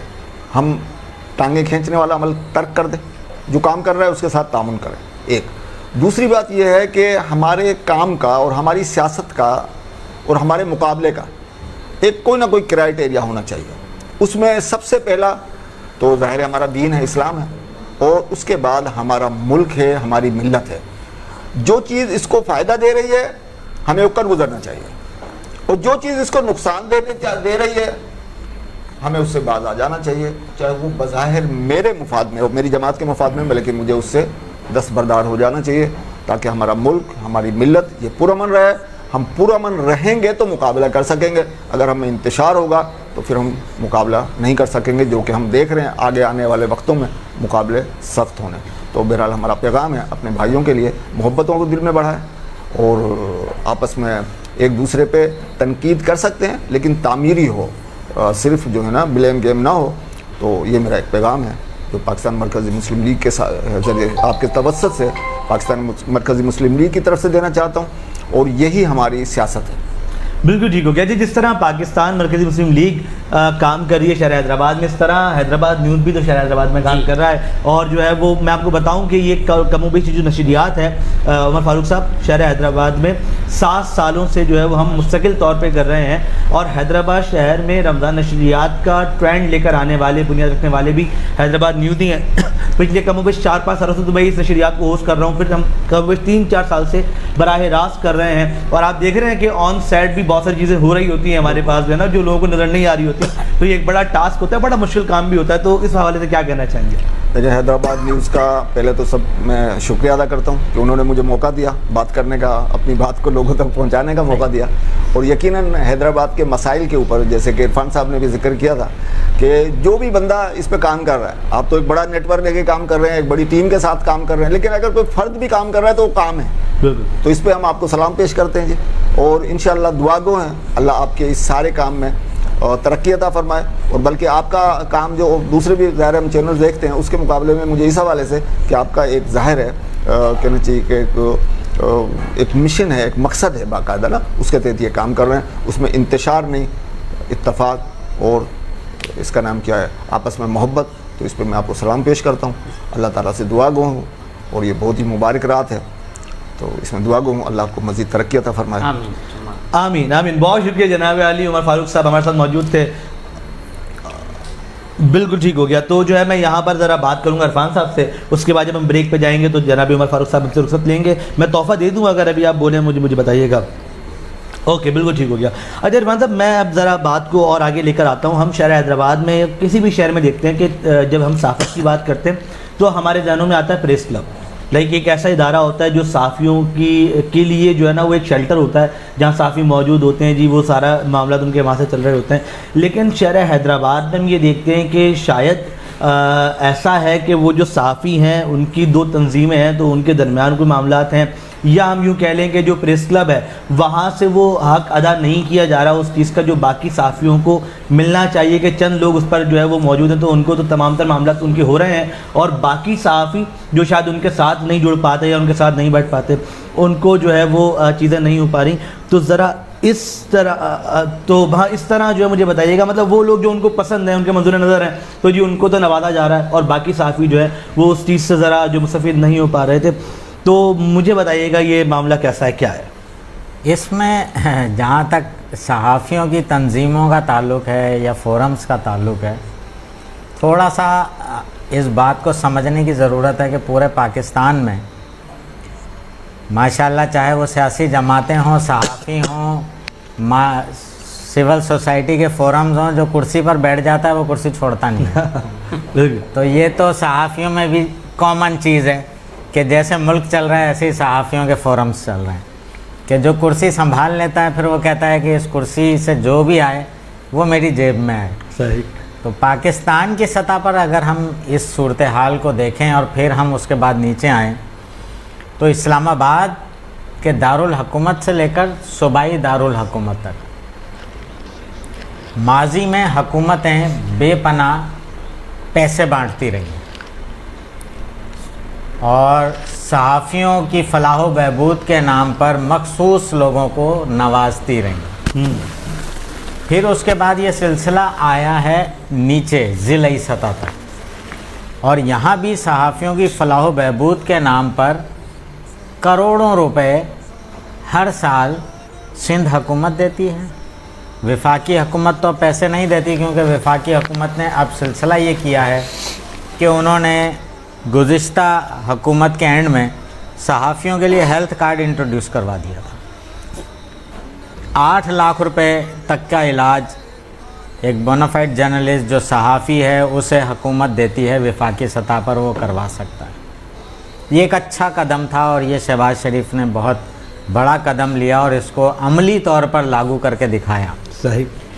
سندھ کی سطح پر ہم آ جاتے ہیں تو یہاں پر گو کے جو وزیر اطلاعات ہیں شرجیل انعام میمن، وہ بہت سینسیبل آدمی ہیں، بہت مثبت قدم اٹھاتے ہیں، اور اسی سوچ کے تحت انہوں نے فورمز کی جانب پیسے کو ڈیوائیڈ کیا کہ ہم نچلی سطح تک، ضلعی سطح تک، بڑے شہروں کے پریس کلبز اور یونینز کی سطح تک پیسے دیتے ہیں تاکہ جو صحافی مشکل میں آتا ہے وہ ہم تک نہ آئے، وہاں لوکلز اسے جانتے ہیں، وہ فوری طور پر حکومت کی دی گئی اس سرکاری امداد سے اس کے مسئلے کو حل کریں.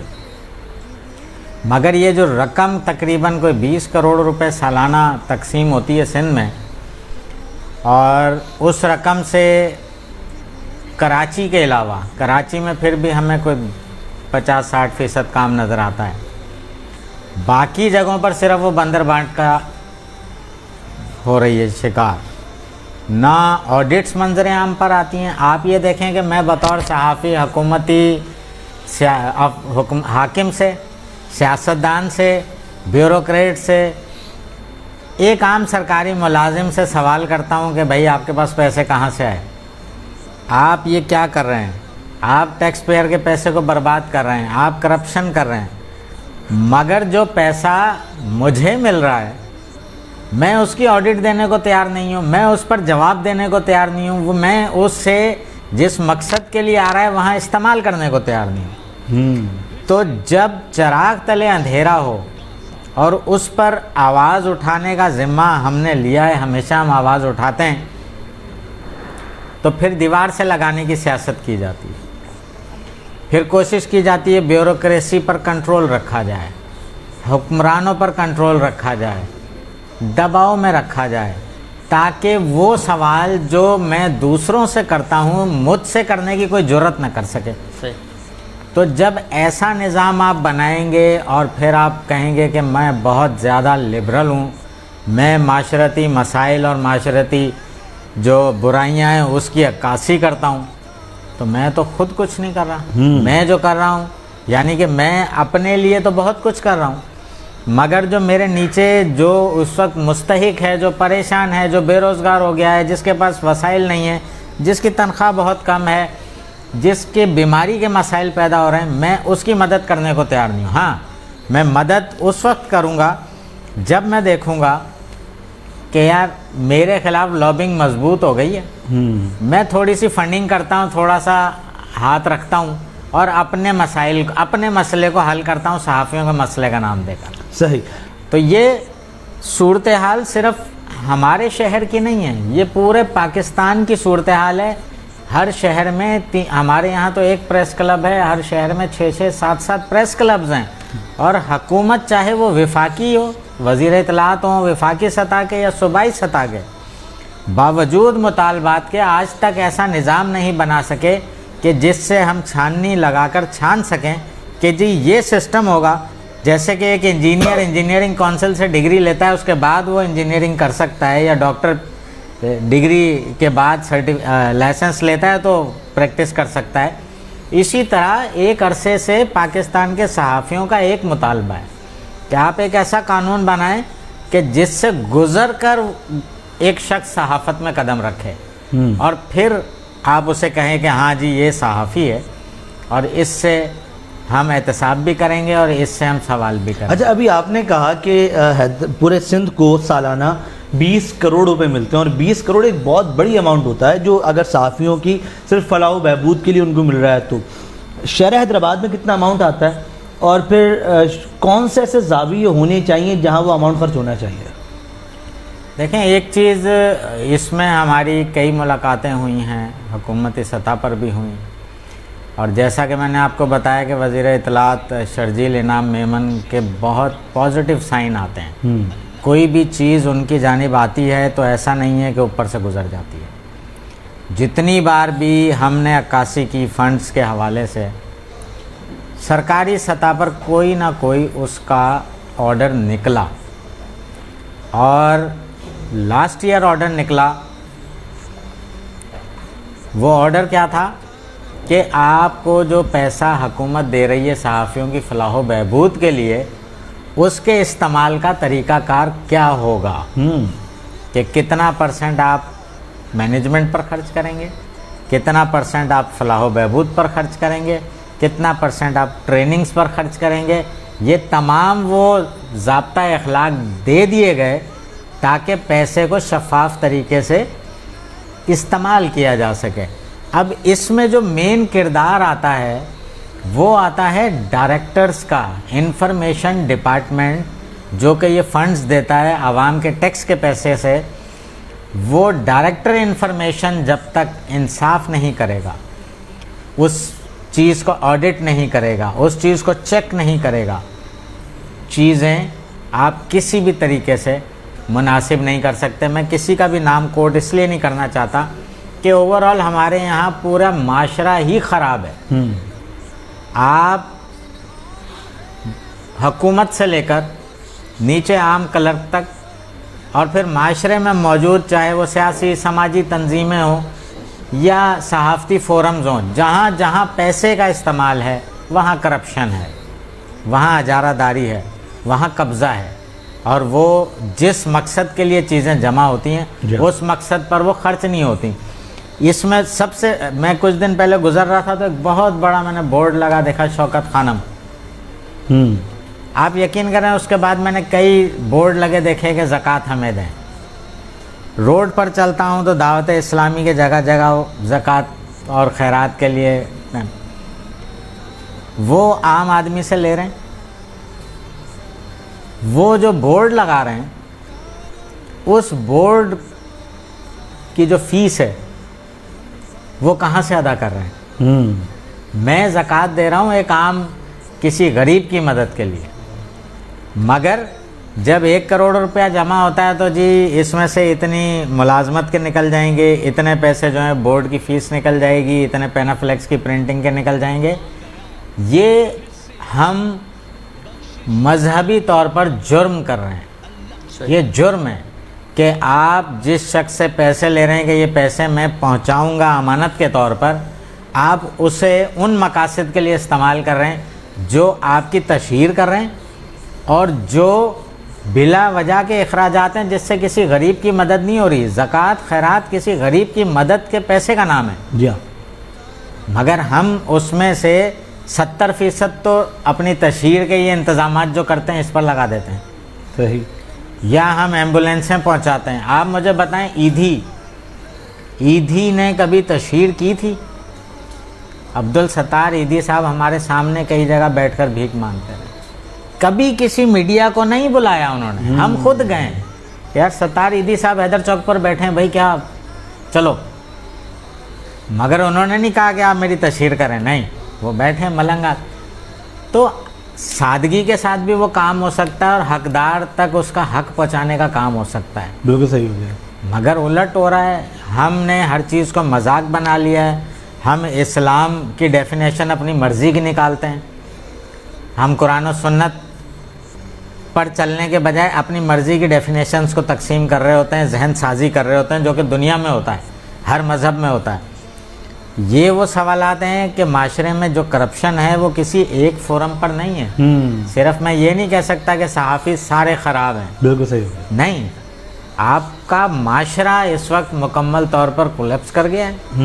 معاشرے میں وہ اقدار ہی نہیں بچے جو کبھی ہوا کرتے تھے. بالکل, میں بالکل ٹھیک ہو گیا. جو ہے وہ ہم بات کو آگے بڑھائیں گے یقینی طور پہ, اور جو بات ہو رہی تھی جب ہم بریک سے واپس آئیں گے تو اسی بات کو دوبارہ کنٹینیو کریں گے, کیونکہ ہمیں جو ہے وہ علامہ ارسلان بھی جوائن کر لیں گے. تو یہی والی بات جو ہے نا وہ میں دینی اعتبار سے بھی لے لوں گا کہ زکوٰۃ اگر جو ہے وہ تشہیر پر خرچ ہو رہی ہے تو کہ وہ جائز ہے یا ناجائز ہے, خیر وہ بھی ہم بات کر لیں گے. لیکن جو ہے ناظرین گرامی وقت ایک بریک کا, اس سے پہلے جناب عمر فاروق صاحب جو ہے وہ ہم سے رخصت لیں گے اور موجود تھے. بڑی اچھی گفتگو کے ساتھ آپ کا بہت شکریہ, آپ تشریف لائے. اور یہ لبیک کا لبیک جی, اچھا ٹھیک ہو گیا جی. نہیں تو یہ لبیک میں واپس جگہ پہ رکھ دوں اپنے, تاکہ یہ لبیک آپ لبیک کرتے رہیں دیکھ کے. ٹھیک ہے. مال 1 شاپنگ کمپلیکس جو کہ حالی روڈ کا ایک بہت ہی بہترین سا منصوبہ ہے. ناہید بلڈرز اینڈ ڈیولپرز کا ایک بہت ہی شاندار سا منصوبہ ہے, اور یہ بڑا بھاری سا مجھے جو ہے وہ لگ رہا ہے. اس میں مجھے نہیں پتا کیا کیا ہے. میں بندہ لایا ہوں ساتھ انشاءاللہ. تو یہ اب آپ دیکھیں نا, یہ جو ہے جب تھیلا بھی ٹھیک ٹھاک بڑا ہے. آپ پورے آدھے تو آ جائیں گے علی بھائی آپ اس میں؟ نہیں, ہاں یہ صحیح ہے, آدھے آ جائیں گے. تو یہ تحفہ سر یہ آپ کے ساتھ جائے گا, آپ اس کو جو ہے رکھیے گا. Mall 1 shopping complex Nahid builder and developers کا ایک پروجیکٹ ہے اور بہت ہی شاندار سا پروجیکٹ ہے. سر بہت شکریہ ایک بار پھر آپ کا, تھینک یو سو مچ. ناظرین گرامی وقت ایک بریک کا, واپس آتے ہیں, بات کو کنٹینیو کریں گے. دیکھتے رہیے کرم رمضان, پاورڈ بائی لبیک کوکنگ آئل اینڈ بناسپتی.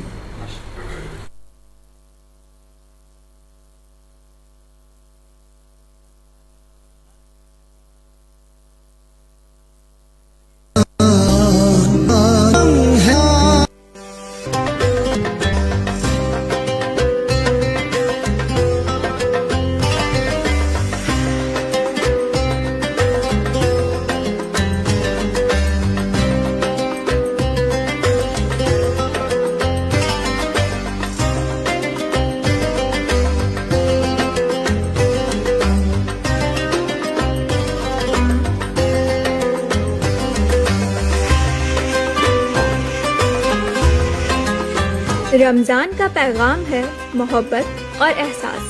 آئیے اس پیغام کو لبیک کے ساتھ آگے بڑھائیں. Introducing the all new unique doll tubular egg series. आ गई यूनिक, छा गई unique.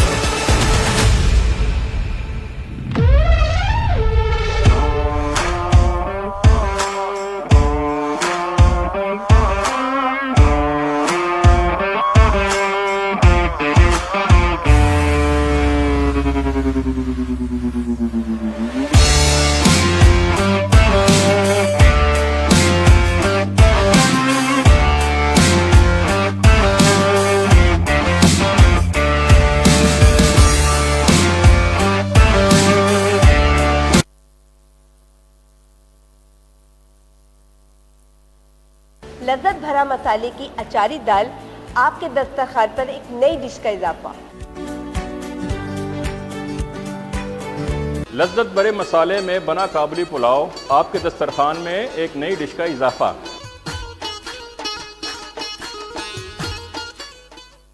Mall 1 shopping complex, shopping का जहां हसीन तर समा। अब हर किसी की होगी अपनी दुकान। जी हाँ, शॉपिंग मॉल में मालिकाना हुकूक के साथ सिर्फ और सिर्फ 24 लाख रुपए में दुकान मिलना मुमकिन है।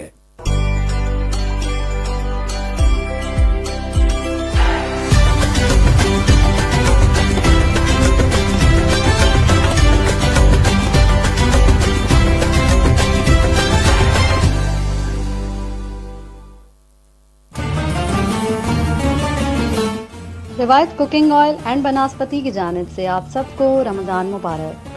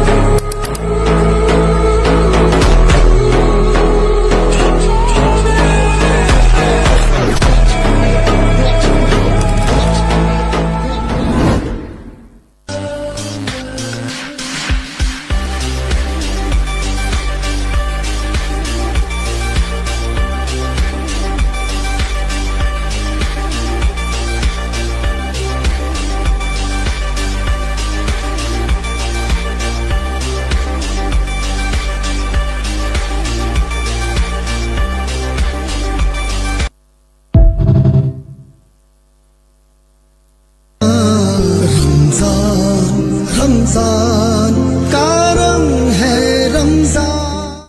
एक बार फिर खुशामदीद कहते हैं आपको हैदराबाद न्यूज़ की खुसूसी रमज़ान सर नशरियात करम रमज़ान में, जो कि आप मुलाहिज़ा कर रहे हैं हैदराबाद न्यूज़ स्टूडियो से बराह रास्त। और नाज़रीन गिरामी, इसको आप तक पहुँचाने में ताउन हासिल है लब्बैक कुकिंग ऑयल एंड बनास्पति का। आज की 17वीं सहरी में यकीनी तौर पे हम हाजिर हैं और यौमुल फुरक़ान आज के दिन को कहा गया, यानी कि जब 313 के लश्कर ने अल्लाह रब्बुल इज़्ज़त की मदद और नुसरत के साथ 1000 से ज़ायद के कुफ़ार को शिकस्त दी। और आज भी वही वक्त है कि जी जब अल्लाह ताला की नुसरत आए और जो है वो जो कुफ़ारों का गलबा हमारे ऊपर कोशिश कर रहे हैं कुफ़ार गलबा लाने की, वो नेस्तो नाबूद हो सके और नुसरत खुदाबंदी से हम लोग एक बार फिर हमकिनार हों और जो है वो फतहयाब हों।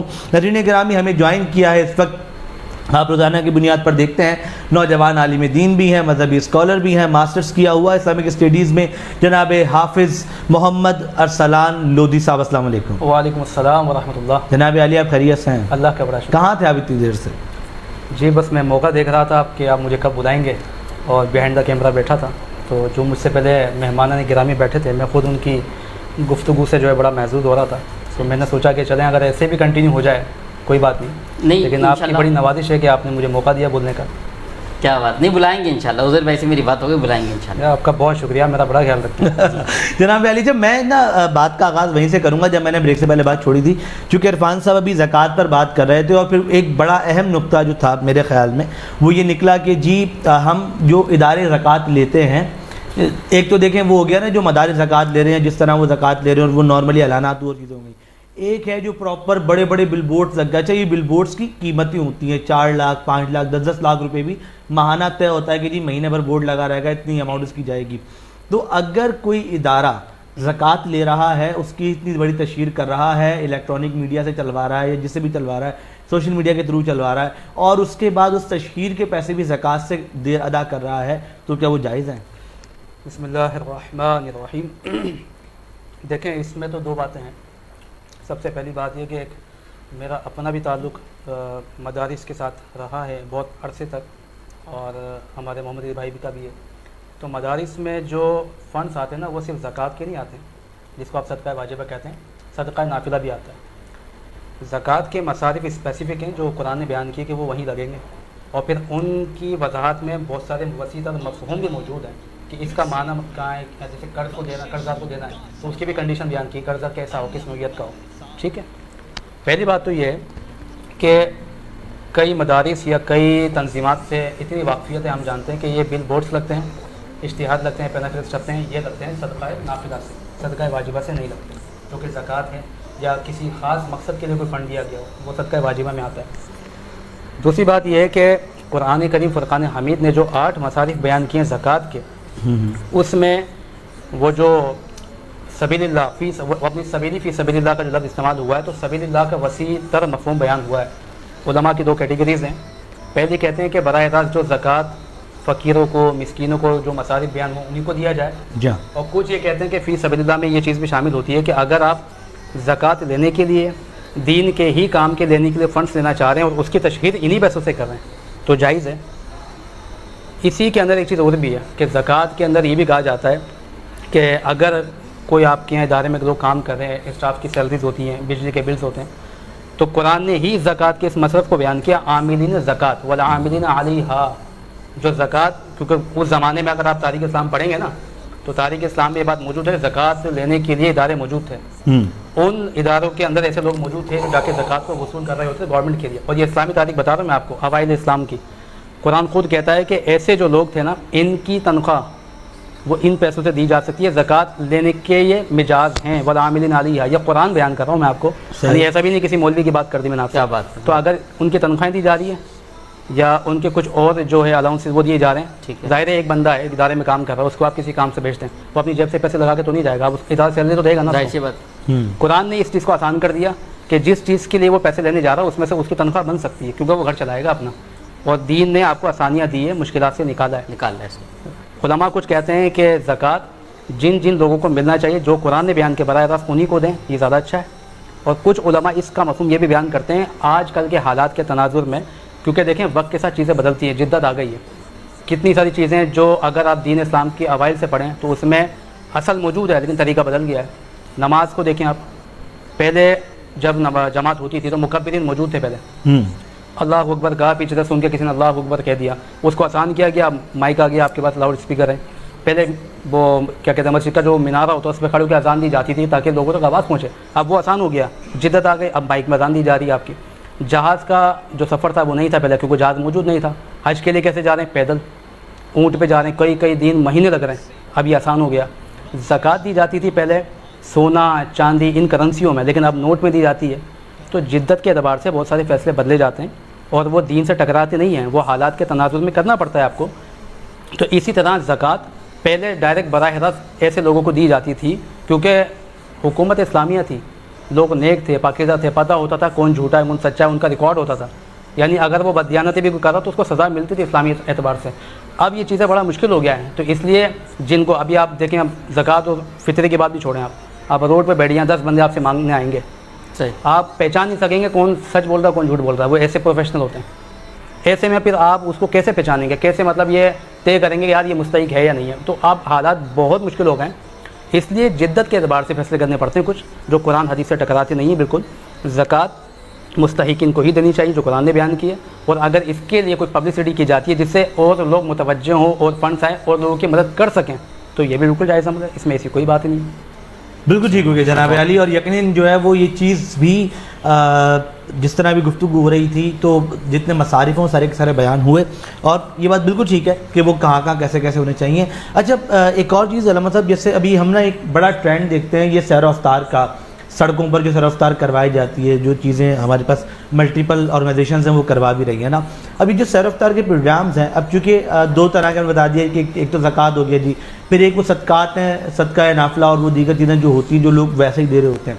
تو کیا ان چیزوں سے نارملی لوگوں کو اس طرح سے افطار و سحر کروانا یا اتنے بڑے پیمانے پہ اس کو سجا کر پراپر اور وہ 30 دن تک افطار سحر کروانا یہ صحیح عمل ہے؟ دیکھیں اگر یہ زکوٰۃ کے پیسے سے ہو رہا ہے تو پھر تو میں بالکل بھی اس کی فیور میں نہیں جاؤں گا. اس کی بہت بڑی وجہ آج کے حالات دیکھیں نا آپ، ایک بہت بڑی تعداد یہاں افطاری میں سحری میں وہ ہوتی ہے جو ان کے پاس گھر بھی موجود ہیں، جن کے پاس کھانا پینا بھی ہوتا ہے. بعض اوقات وہ صرف دیکھنے تفریحاً آتے ہیں، یا ایسا ہوتا ہے وہ ٹریول میں ہوتے ہیں. تو اس طرح کے جو معاملات ہیں ان کو زکوٰۃ سے نہ کیا جائے. صدقہ نافلہ اس کے لیے بہت مل جاتا ہے ماشاء اللہ، ایسا نہیں ہے، لوگ دینے والے ہیں، لیکن پھر بھی زکوٰۃ سے کیا جا رہا ہے. تو اگر اللہ کے راہ کے مسافر کو آپ کھانا کھلا رہے ہیں زکوٰۃ کے پیسوں سے، آپ وہ کھلا سکتے ہیں. لیکن میں جتنا جانتا ہوں یہ ہر بندہ زکوٰۃ سے نہیں کرتا یہ کام، اور لوگ اس معاملے میں زکوٰۃ دیتے بھی نہیں ہیں. یعنی وہ ہر بندہ یہ تھوڑی ہے کوئی نکال کے 5 لاکھ دے رہا ہے. لوگ آپ کہتے ہیں جی آپ کو افطاری کروانی کچھ پیسے، آپ 500 روپے نکال کے دیتے ہیں، وہ زکوٰۃ تھوڑی ہوتی ہے. اس کے ذہن میں زکوٰۃ کا تصور بھی نہیں ہوتا دینے والے کا. تو موسٹلی یہ زکوٰۃ فطرے سے ہوتا بھی نہیں ہے، نہ یہ اس کے لیے کوئی خاص ایسا فنڈ لیا جاتا ہے جو خاص جگہوں پہ لگے گا. یہ نافلہ ہوتا معاملہ، اسی سے کیا جاتا ہے، لیکن زکوٰۃ سے بھی کیا جا رہا ہے تو کیا جا سکتا ہے، لیکن کرنا نہیں چاہیے. میں آپ کو بتاؤں ایسے اگر ہم دیکھیں بانٹتے رہیں نکالتے رہیں گے نا تو پھر ایک وقت وہ آئے گا کہ جن کو زکوٰۃ دینی تھی ان تک پہنچے گی نہیں. صحیح. ایسا تو پھر آپ بڑھاتے رہیں گے نا مفہوم کو تو پھر بہت نکل جائے گا. پھر جن تک پہنچنی تھی واقعی نہیں پہنچے گی. طریقہ ہے زکوٰۃ دینے کا یہ کہ آپ لوگوں کا ڈیٹا اپنے پاس رکھا کریں. ویسے بھی تو لوگوں کے گھروں کی خبریں ہمیں ہوتی ہے نا بہت، کس کے گھر میں کیا جھگڑا ہو گیا، کس کے گھر میں طلاق ہو گئی، ان چیزوں کی خبریں بھی رکھیں ہم، اور خاموشی کے ساتھ زکوٰۃ ایسے اس کے گھر پہ پہنچا کے آ جائیں کہ اس کی عزت نفسی خراب نہ ہو، اس کی مدد بھی ہو جائے، ہم اس کو فائنینشیل والا اسٹیبل کر دیں. یہ طریقہ ہے. لیکن اگر ہو رہا ہے یہ افطار والا آپ کہہ رہے ہیں تو ٹھیک ہے، اس کی اجازت تو ہے، بس اس انداز میں ہونا نہیں چاہیے. بالکل ٹھیک ہو گیا جناب علی. اور مطلب ایک جو ہے وہ ایک سلسلہ ہے جو مختلف تنظیمیں، چاہے وہ حیدرآباد ہو، وہ کراچی ہو، ملٹیپل شہر ہوں، وہاں پر یہ ہو رہی ہوتی ہیں. تو اس حوالے سے میں نے سوچا کہ یہ سوال لے لیا جائے. خیر میں دوبارہ آگے بڑھوں گا عرفان صاحب کو جانب اور دوبارہ گفتگو کو آگے بڑھاتے ہیں. جی دوبارہ بولیے گا. جی جی صحیح ہو گیا، ٹھیک ہے جی. اوکے صحیح ہے سر. ایک سوال آیا ہے میرے پاس نا کہ جو آپ کی یونین آف جرنلسٹ ورکرز ہے وہ اس وقت کیا کر رہی ہے، اور اسپیشلی سوال یہ آیا ہے کہ جس طرح ابھی آپ نے ڈیجیٹل میڈیا کو ان کروایا چیزوں میں، تو اس کے کیا اغراض و مقاصد ہیں اور یہ آگے جا کے کس طرح مزید کام کریں گے؟ دیکھیں جہاں تک Pakistan federal union of workers کا تعلق ہے، اس کی بنیاد رکھنے کی ضرورت اس لیے پیش آئی کہ جو پی ایف یو جیز کے یونٹس مختلف شکلوں میں پہلے کام کر رہے تھے وہ اپنے ٹریک سے ہٹ گئے تھے، اور صحافیوں کی فلاح و بہبود کے حوالے سے جو پرفارمنس تھی وہ صفر تھی. بنیاد رکھی گئی اسی نسبت سے Hyderabad union of journalist workers affiliated ہے ان P F U J workers کے ساتھ. ہم نے حیدرآباد شہر میں ایونٹس کا سلسلہ شروع کیا. صحافیوں کی فلاح و بہبود ہم نے بغیر تشہیر کے خاموشی کے ساتھ شروع کی، اور الحمدللہ ہماری یہ کاوشیں اتنا رنگ لائیں کہ جو ہمارے سامنے دوسری یونینز کام کر رہی تھیں انہوں نے بھی اس کو شروع کیا. وہ بھی اب مختلف شکلوں میں کام کر رہی ہیں، صحافیوں کی فلاح و بہبود کی کوشش کر رہی ہیں. اور میں سمجھتا ہوں کہ Hyderabad union of journalist workers 100% کامیاب رہی کہ انہوں نے مجبور کیا ہم نے ان لوگوں کو کہ وہ آئیں اور وہ صحافیوں کی فلاح و بہبود کریں. ہر کسی کو اپنا حصہ ڈالنا ہے، مقابلہ ہونا چاہیے، اور مقابلہ ہونا چاہیے پازیٹیو. کام کریں، سامنے بھی کام کریں، ہم بھی کام کر رہے ہیں. ہم الحمدللہ وہ چیزیں لے کر آتے ہیں جو نظر آتی ہیں، اور پھر اس کے مقابلے میں سامنے والا کام کرتا ہے. اور یہ اچھی بات ہے، پازیٹیو سائن ہے کہ پازیٹیو کام ہو رہا ہے، فلاح و بہبود ہو رہی ہے، چیزیں بہتر ہو رہی ہیں، کوئی مسئلہ نہیں ہے. جہاں تک بات ہے سوشل میڈیا کی، یہ ضرورت ہمیں اس لیے پیش آئی کہ ہر جگہ سے سوشل میڈیا کے دوستوں کو دھتکارا جا رہا تھا اور دبانے کی کوشش کی جا رہی تھی، اور کوشش میں وجہ کچھ نہیں تھی، پروفیشنلزم وجہ نہیں تھی. وجہ یہ تھی کہ میں نیچے نہ ہو جاؤں. اگر یہ اوپر آ جائیں گے، دیکھیں سوشل میڈیا کے بہت سارے ایسے دوست ہیں جو کام کرتے ہیں مجھے مزہ آتا ہے, میں ان کا کام دیکھتا ہوں. کیوں؟ کیونکہ وہ شہری مسائل پر کام کر رہے ہوتے ہیں. بالکل ایسا ہی ہے. اور ان کا کام دیکھ کر مجھے محسوس ہوتا ہے کہ اگر مین اسٹریم میڈیا کام نہیں کر رہا تو چلو یہ لوگ تو کام کر رہے ہیں. صحیح بات ہے. جو پبلک ایشو ہے وہ تو ہائی لائٹ ہو رہا ہے, کہیں نہ کہیں سے نظر آ رہا ہے. اور پھر وہی چیز جب ہمارا ہیڈ آفس, ہماری ڈیسک ہمیں کاٹ کر بھیجتی ہے کہ یار یہ اسٹوری تو کر کے دیں, تو پھر آپ اندازہ لگائیں کہ پاور کیا ہے. بالکل ایسا ہی. اس چیز کو مد نظر رکھتے ہوئے ہم نے کہا کہ نہیں, دوستوں کو آگے لائیں, کہیں کسی میں اگر خامی ہے تو اس کی تربیت کی جائے اور شہر میں صحافت کے معیار کو بہتر سے بہتر بنایا جائے. اور اسی مقصد کے تحت ہم نے ممبرشپ کا آغاز کیا.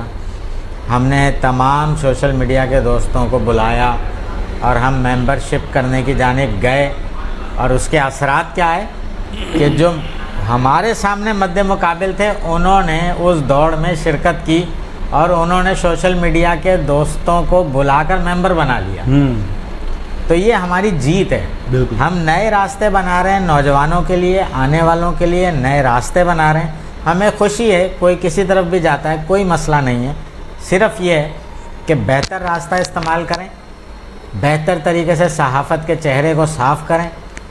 چہرہ صاف ہوگا, شہر صاف ہوگا, نظام صاف ہوگا, اور یہی مقصد ہے. اور صحافی کا بھی یہی مقصد ہونا چاہیے. بالکل ٹھیک ہو گیا جناب علی. علی بھائی آج جو ہے وہ یوم الفرقان بھی ہے, یوم بدر بھی ہے, تو میں چاہوں گا کہ آپ اگر جو ہے وہ علامہ اسلام صاحب سے. جی ہاں, ایک چیز میں اس میں اور بالکل بات کرنا چاہوں گا. حیدرآباد نیوز, میں پہلے بھی آیا ہوں آپ کے شہر کے پروگرام. حیدرآباد یا سندھ بلکہ پاکستان لیول پر اس باقاعدگی سے, اس سنجیدگی سے, میں سمجھتا ہوں زہر زئی جس طرح ہر سال رمضان ٹرانسمیشن کرتے ہیں, یہ قابل تعریف بات ہے. اور یہ ایک صحافی کر سکتا ہے جس کو اپنے پیشے سے لگاؤ ہے, لگن کے ساتھ چیزوں کو کرنا. اور پھر آپ لوگ جس طرح بطور اینکر پرفارم کرتے ہیں ایک کانفیڈنس کے ساتھ, یہ واقعی قابل تعریف بات ہے. بہت شکریہ عرفان بھائی, بہت شکریہ. اور یقیناً جو ہے وہ دیکھیں ہم لوگ, میں آپ کو سچ بتاؤں تو ہم لوگ سیکھے ہوئے یہیں کے ہیں. عزیر بھائی سے بہت کچھ سیکھا, عرفان صاحب یہاں موجود ہیں, اور اس بات میں کوئی مجھے کہنے میں دو رائے نہیں ہے کہ میں نے بہت کچھ سیکھا. جب ہم بیٹھے, میری بہت ساری ملاقاتیں ہوئی عرفان صاحب سے وہاں پہ ہیڈ آفس میں ان کے, جب ہم گئے تو جی یقینی طور پہ بہت کچھ سیکھنے کو ملتا ہے. اور سیکھنے کا عمل ہی ہوتا ہے جو انسان کو آگے بڑھاتا ہے. انفارچونیٹلی میرے خیال میں شہر حیدرآباد میں وہ مواقع فراہم نہیں کیے جاتے نوجوانوں کو according to electronic media, ministry media, کہ اگر وہ مواقع فراہم کیے جائیں تو بہت سارے لوگ کیپیبل ہوتے ہیں کام کرنے کے, بٹ انہیں وہ راستے نہیں مل رہے ہوتے. لیکن پھر بھی ہم اپنی مدد آپ کے تحت کوشش تو کر رہے ہیں. اور پھر وہ الیکٹرانک میڈیا ہو, وہ پرنٹ میڈیا ہو, وہ ہمارا سوشل میڈیا ہو, کوئی بھی ہو, کام ہونا چاہیے اور کام نظر آنا چاہیے. یہ بہت بڑی بات ہے. ایک چیز آپ نے بات کی نا, نوجوانوں کو موقع نہیں ملتے. جرنلزم میں جب سے آیا ہوں الحمدللہ مجھے دوست جو میرے سینئرز ملے, ان سے میں نے جو سیکھا میں نے آگے اس چیز کو استعمال کیا. جہاں جہاں میں چینلز میں رہا الحمدللہ ٹیم میرے ساتھ رہی اچھی خاصی, اور میں نے ہمیشہ اپنی ٹیم کو آزاد چھوڑا میدان میں کام کرنے کے لیے. گو کہ میرے سینئرز مجھے کئی بار یہ کہتے نظر آئے کہ آپ کی کرسی خطرے میں پڑ جائے گی. مگر کیا ہے کہ جب آپ نوجوان کو کام کرنے کا موقع دیتے ہیں تو آپ ایک نیا پھول مارکیٹ میں لے کر آتے ہیں, اور اس کی خوشبو سے معاشرہ جو ہے وہ بہتر ہوتا ہے. میرے پاس اتنا تجربہ ہے کہ مجھ پر کوئی فرق نہیں پڑتا, میں کسی کو موقع دوں گا تو وہ پالش ضرور ہوگا. بالکل ایسا ہی, بالکل ایسا ہی. مگر سینئرز یہ سمجھتے نہیں ہیں, چاہے وہ ملک کے کسی بھی شہر میں بیٹھے, نہیں سمجھتے, نہیں موقع دیتے, نہیں آگے آنے دیتے. ایسا ہی, بالکل ایسا ہی. میں بھی یہی بات کر رہا تھا نا کہ الیکٹرانک میڈیا پر موقع آپ کو تبھی ملے گا جب آپ کی سوشل میڈیا پہ ویورشپ ہوگی. پھر وہ چاہے آپ کچھ بھی کرتے ہوں آپ کو موقع مل جائے گا. اور ہم اس کا نتیجہ دیکھ رہے ہیں ابھی کے رمضان نشریات میں کہ کیا کیا ہو رہا ہے, صرف اسی وجہ سے کہ دیکھنے والے ہیں, ویورشپ ہے تو جی ان کو موقع ملا ہوا ہے. لیکن خیر علی بھائی, تو میں بات کر رہا تھا آج کے دن کے حوالے سے, تو ارسلان صاحب میں چاہوں گا کہ آج کے دن کے حوالے سے کچھ گفتگو ہو جائے, اس کے بعد پھر ہم, چونکہ اب وقت بھی ہمارے پاس کمی ہے, تو ہم پھر اینڈ کی طرف جائیں گے. تو یوم الفرقان آج حضرت مقصد غزوہ بدر, یہ میرا سوال ہے. بسم اللہ الرحمن الرحیم. وہ آپ نے سوال کیا تھا مجھ سے افطار والا, میرے دوست بھی ہیں، بھائی بھی ہیں، بلکہ میں کہوں گا استاد مفتی عثمان حیدر صاحب فیصل آباد، ان کا ایک میسیج آیا مجھے ابھی واٹس ایپ، اور ایک چیز کی طرف توجہ دلائی انہوں نے، اور انہوں نے کہا کہ یہ جو باہر افطار سحری ہوتی ہے نا، یہ زکوٰۃ کے پیسوں سے نہیں ہوتی کبھی بھی، یہ صرف اور صرف ان پیسوں سے ہوتی ہے جو لوگ دیتے ہیں بخوشی، یا اس کے لیے خاص لوگوں سے مانگا جاتا ہے۔ زکوٰۃ میں مسئلہ یہ آتا ہے کہ زکوٰۃ جب کسی کو آپ دیتے ہیں اس کو آپ اس کا مالک بناتے ہیں۔ اچھا، اس میں جتنے بھی لوگ موجود ہیں، اگر یہ غریب مستحق ہے نا، تو آپ اس نیت سے ان کو سحری افطاری کرا دیں، ہاں بھائی زکوٰۃ دے رہا ہوں، تو ادا ہو جائے گی یعنی زکوٰۃ۔ اگر یہ نیت نہیں ہے تو پھر آپ زکوٰۃ کے پیسے سے دے نہیں سکتے، لیکن وہ والی بات میری انہوں نے سیکنڈ کر دی کہ یہ زکوٰۃ کے پیسے سے ہوتا ہی نہیں ہے، اور وہ بہت بڑے عالم دین ہیں، ان کے 2 یا 3 تو ادارے ہیں فیصل آباد میں، تو میں ان کا شکریہ ادا کرتا ہوں کہ میری بات کو سیکنڈ کیا انہوں نے۔ بہرحال آپ نے سوال پوچھا، اب وقت کے دامن میں اتنی گنجائش نہیں ہے، لیکن میں مقصد غزوہ بدر پہ آتا ہوں، کیونکہ ابھی آپ جا کے ٹی وی کے کسی بھی چینل کو دیکھیں گے تو وہاں غزوہ بدر کے واقعے کو بیان کیا جا رہا ہوگا، اور اچھی بات ہے، ہونا بھی چاہیے، لیکن اس وقت جو حالات ہیں میرے ملک کے یا امت مسلمہ کے، اس میں ہمیں صرف غزوہ بدر کا واقعہ ہی نہیں سننا بلکہ مقصد غزوہ بدر کو سمجھنا پڑے گا۔ قرآن کریم فرقان حمید نے مسلمانوں کو ایک شرط کے ساتھ ایک بشارت دی تھی، ولا تہنوا ولا تحزنوا وانتم الاعلون۔ قرآن کہتا ہے کہ نہ تم کمزور پڑو نہ تم غمگین ہو، وانتم الاعلون، تم ہی غالب آؤ گے، مگر شرط یہ رکھی کہ ان کنتم مؤمنین، اگر تم مومن ہو تو۔ اچھا، مومن ہوں گے تو ہی ہم غالب آئیں گے، ہم کمزور نہیں پڑیں گے، ہمیں غمگین ہونے سے بھی منع کیا گیا۔ مومن کیسے ہوں گے، اس کی کیا مثال ہے؟ یعنی کوئی ایسا آئیڈیل بھی تو مومن موجود ہو جس کو دیکھ کے ہم کہیں ایسا مسلمان بننا ہے، تو اس کی مثال بھی قرآن نے بیان کی، فآمنوا بمثل ما آمنتم به، کہ حضور علیہ الصلوۃ والسلام کے صحابہ جو غزوہ بدر میں بھی موجود تھے، ایسا ایمان لے کے آنا ہے۔ اب ہمیں دیکھنا یہ پڑے گا کہ ان کا ایمان کیسا تھا۔ اگر غزوہ بدر کو آپ پڑھتے ہیں تو غزوہ بدر کے واقعے میں آپ کو اتنی ساری چیزیں ملتی ہیں، بلکہ میں تو یہ کہتا ہوں کہ شاید اگر رہتی دنیا تک مسلمانوں کو اپنی ڈائریکشن سیٹ کرنے کے لیے صرف غزوہ بدر کے واقعے پر ہی اگر ان کی توجہ رہ جائے تو میں سمجھتا ہوں کہ ان کے تمام معاملات بالکل صحیح ہو جائیں۔ غزوہ بدر میں سب سے پہلی چیز آپ دیکھیے کہ ایک لاجیکل بات ایک دماغ میں آتی ہے کہ جب آپ کسی کے ساتھ لڑنے جاتے ہیں تو آپ کی اور ان کی تعداد برابر ہو اور آپ کے پاس ساز و سامان بھی ویسا ہو جیسا سامنے ہو۔ اس اعتبار سے آپ دیکھتے ہیں تو غزوہ بدر جو ہے تعداد کے اعتبار سے انتہائی غیر متوازن جنگ تھی۔ یہاں 313 ہیں تو وہاں 1000 ہیں، 3 گنا زیادہ۔ جہاں کچھ گھوڑے اور اونٹ ہیں تو وہاں کئی سینکڑوں کے حساب سے ہیں۔ جہاں 6 تلواریں ہیں تو ان کے پاس 1000 تلواریں ہیں۔ اس کے باوجود بھی مسلمان جنگ جیت گیا، تو اس کے پیچھے کی وجہ کیا ہے پھر؟ تو قرآن یہی کہتا ہے کہ وَلَقَدْ نَصَرَكُمُ اللَّهُ بِبَدْرٍ وَأَنْتُمْ أَذِلَّةٌ، اللہ نے بدر میں تمہاری مدد کی جب تم تعداد کے اعتبار سے کم تھے۔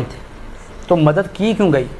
اور اس میں یہ بھی سوچیے کہ اللہ تبارک و تعالی مدد کرنے کے لیے تعداد نہیں دیکھتا ہے، کیا چیز دیکھتا ہے؟ مسلمانوں کے اندر اللہ کی ذات پر وہ کامل یقین، اعتماد اور بھروسہ تھا کہ دیکھیں اللہ رب العزت نے اسی بات کو بیان کیا کہ جب تم اللہ کی ذات پہ بھروسہ رکھتے ہو اور ویسے مومن بن جاتے ہو جیسا میں چاہتا ہوں، تو چاہے تم تعداد کے اعتبار سے کم ہو، میں ملائکہ سے بھی تمہاری مدد کر کے تمہیں جنگ جتوا دوں گا۔ یعنی غیبی مدد آ جائے گی، اور وہ غیبی مدد کسی بھی شکل میں آ سکتی ہے۔ غزوہ بدر کے واقعے میں آپ کو جو سبق ملتا ہے وہ تو ایک یہ ہے کہ سب سے پہلے آپ کا کامل یقین اللہ کی ذات پر ہونا چاہیے، اس کے بعد آپ کی قیادت صالح ہونا چاہیے۔ ہمارے پاس قیادت کا بڑا فقدان ہے، اور میں اس پر ظاہر ہے اب کچھ دنوں پہلے بھی ہم نے بات کی، قیادت ہماری ایسی ہے کہ جو حالات اس وقت دنیا میں ہو رہے ہیں اور جو مسلمان جو امت ہے وہ جس اذیت میں جس پریشانی کا شکار ہیں، ہم جب بھی دیکھتے ہیں تو سب سے پہلا ہمارا ملک، ہمارے ملک کے حکمران ہیں جو ہمارے دشمنوں کے پاس جا کر آپ یوں کہہ رہے ہیں ان کی گود میں بیٹھے ملتے ہیں آپ کو۔ تو قیادت کا صالح ہونا، اب قیادت بھی رسول اللہ کی ہوگی۔ دیکھیں قائد بہت عظیم جو ہے نا چیز ہوتی ہے، اس لیے کہ جو رہنما کے پیچھے ہوتے ہیں نا ان کا آئیڈیل یا ان کو موٹیویٹ کرنے والا ان کا قائد ہوتا ہے۔ قائد مضبوط ہوگا نا تو جو ان کے پیچھے ان کو تقویت ملتی ہے۔ ایسا آپ کو کئی واقعات میں ملے گا کہ حضور علیہ السلام خندق کے موقع پہ جو صحابہ پتھر اٹھا کے لا رہے تھے تو صحابہ نے آ کے دکھایا کہ بھوک لگی اور ہمارے پیٹ پہ ایک پتھر ہے، تو حضور علیہ السلام نے جب اپنے بدن اقدس سے چادر ہٹایا تو 2 پتھر تھے۔ یعنی صحابہ خود دیکھ رہے ہیں کہ ہمارے قائد کی پوزیشن، یہ قائد ہمارے کیسے آئیڈیل ہمارے لیے۔ تو قیادت کا صالح ہونا یہ بھی بڑا امپورٹنٹ ہے کہ اگر آپ کسی بھی میدان میں جاتے ہیں آپ کے قائد مخلص ہوں، مصلح ہوں۔ اس کے علاوہ اگر آپ دیکھیں تو اس وقت مسلمانوں کی کیفیت ہے نا جی، فلسطین میں جو ہو رہا ہے، غزہ میں جو ہو رہا ہے، اور خاص کر کے جو ابھی ایران کے ساتھ معاملات ہوئے ہیں، ایسے میں 313 مسلمانوں کو آپ سامنے رکھیں وہ 313 مسلمان آپ کو کس طرح دکھائی دیتے ہیں؟ وہ کچھ نہ ہونے کے باوجود بھی اتحاد و اتفاق کا درس دیتے ہیں.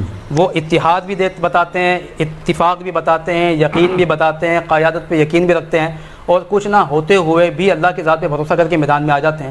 قرآن یہی کہتا ہے کہ وَأَنْتُمُ الْأَعْلَوْنَ، تم غالب آ جاؤ گے، لیکن تمہیں مومن بننا پڑے گا ویسا. آج مسلمانوں کی تعداد زیادہ ہے، آج 56 اسلامی ممالک تقریباً. آپ سوچئے اگر دشمن 1 یا 2 ہیں اور 56 لوگ ساتھ کھڑے ہوں لڑنے کے لیے، 2 بندے ہم پہ جو ہے نا غالب آ گئے، ہم 56 لوگ مغلوب ہو گئے، مطلب ایسی کیا کمزوری آ گئی ہے کہ ہم ان سے لڑ بھی نہیں پا رہے ہیں اتنی. تو پھر وہ حدیث بار بار ذہن میں آتی ہے. رسول اللہ نے فرمایا تھا کہ جب اقوام مغرب جمع ہوگی تمہارے لیے دسترخوان کی طرح، تو پھر کیا وجہ؟ صحابہ کہتے ہیں ہم تعداد میں کم ہوں گے. حضور فرماتے تعداد میں کم نہیں ہوں گے، زیادہ ہوں گے. پھر اس کے باوجود بھی یہ معاملہ ہوگا تو آپ نے فرمایا اس لیے ہوگا کہ وہن آ جائے گا، دنیا کی محبت آ جائے گی، موت سے نفرت آ جائے گی. یہ ہے وجہ.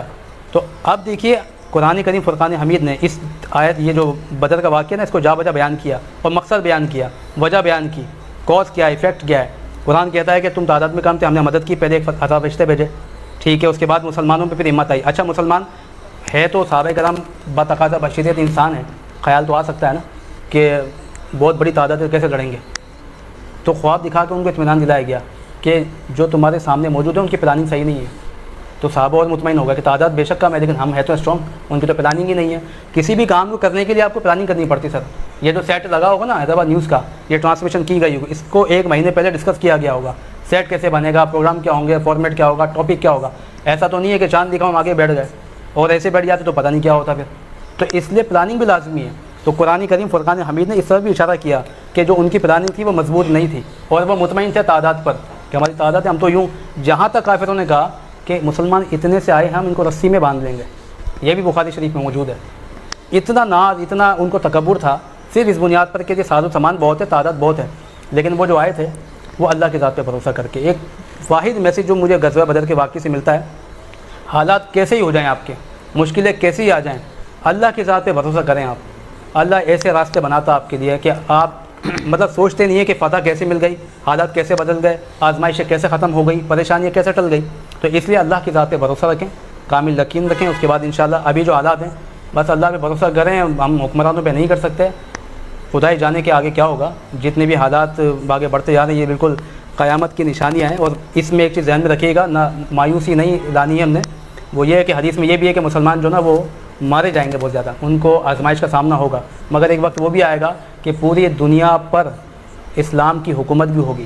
وہ اشفاق میں صاحب کا ایک قول یاد آ گیا، وہ کہتے ہیں کہ ہم دنیا میں مارے اس لیے جا رہے ہیں کہ ہم مسلمان ہیں، وہ قیامت میں پکڑے اس لیے جائیں گے کہ ہم مسلمان تھے ہی نہیں.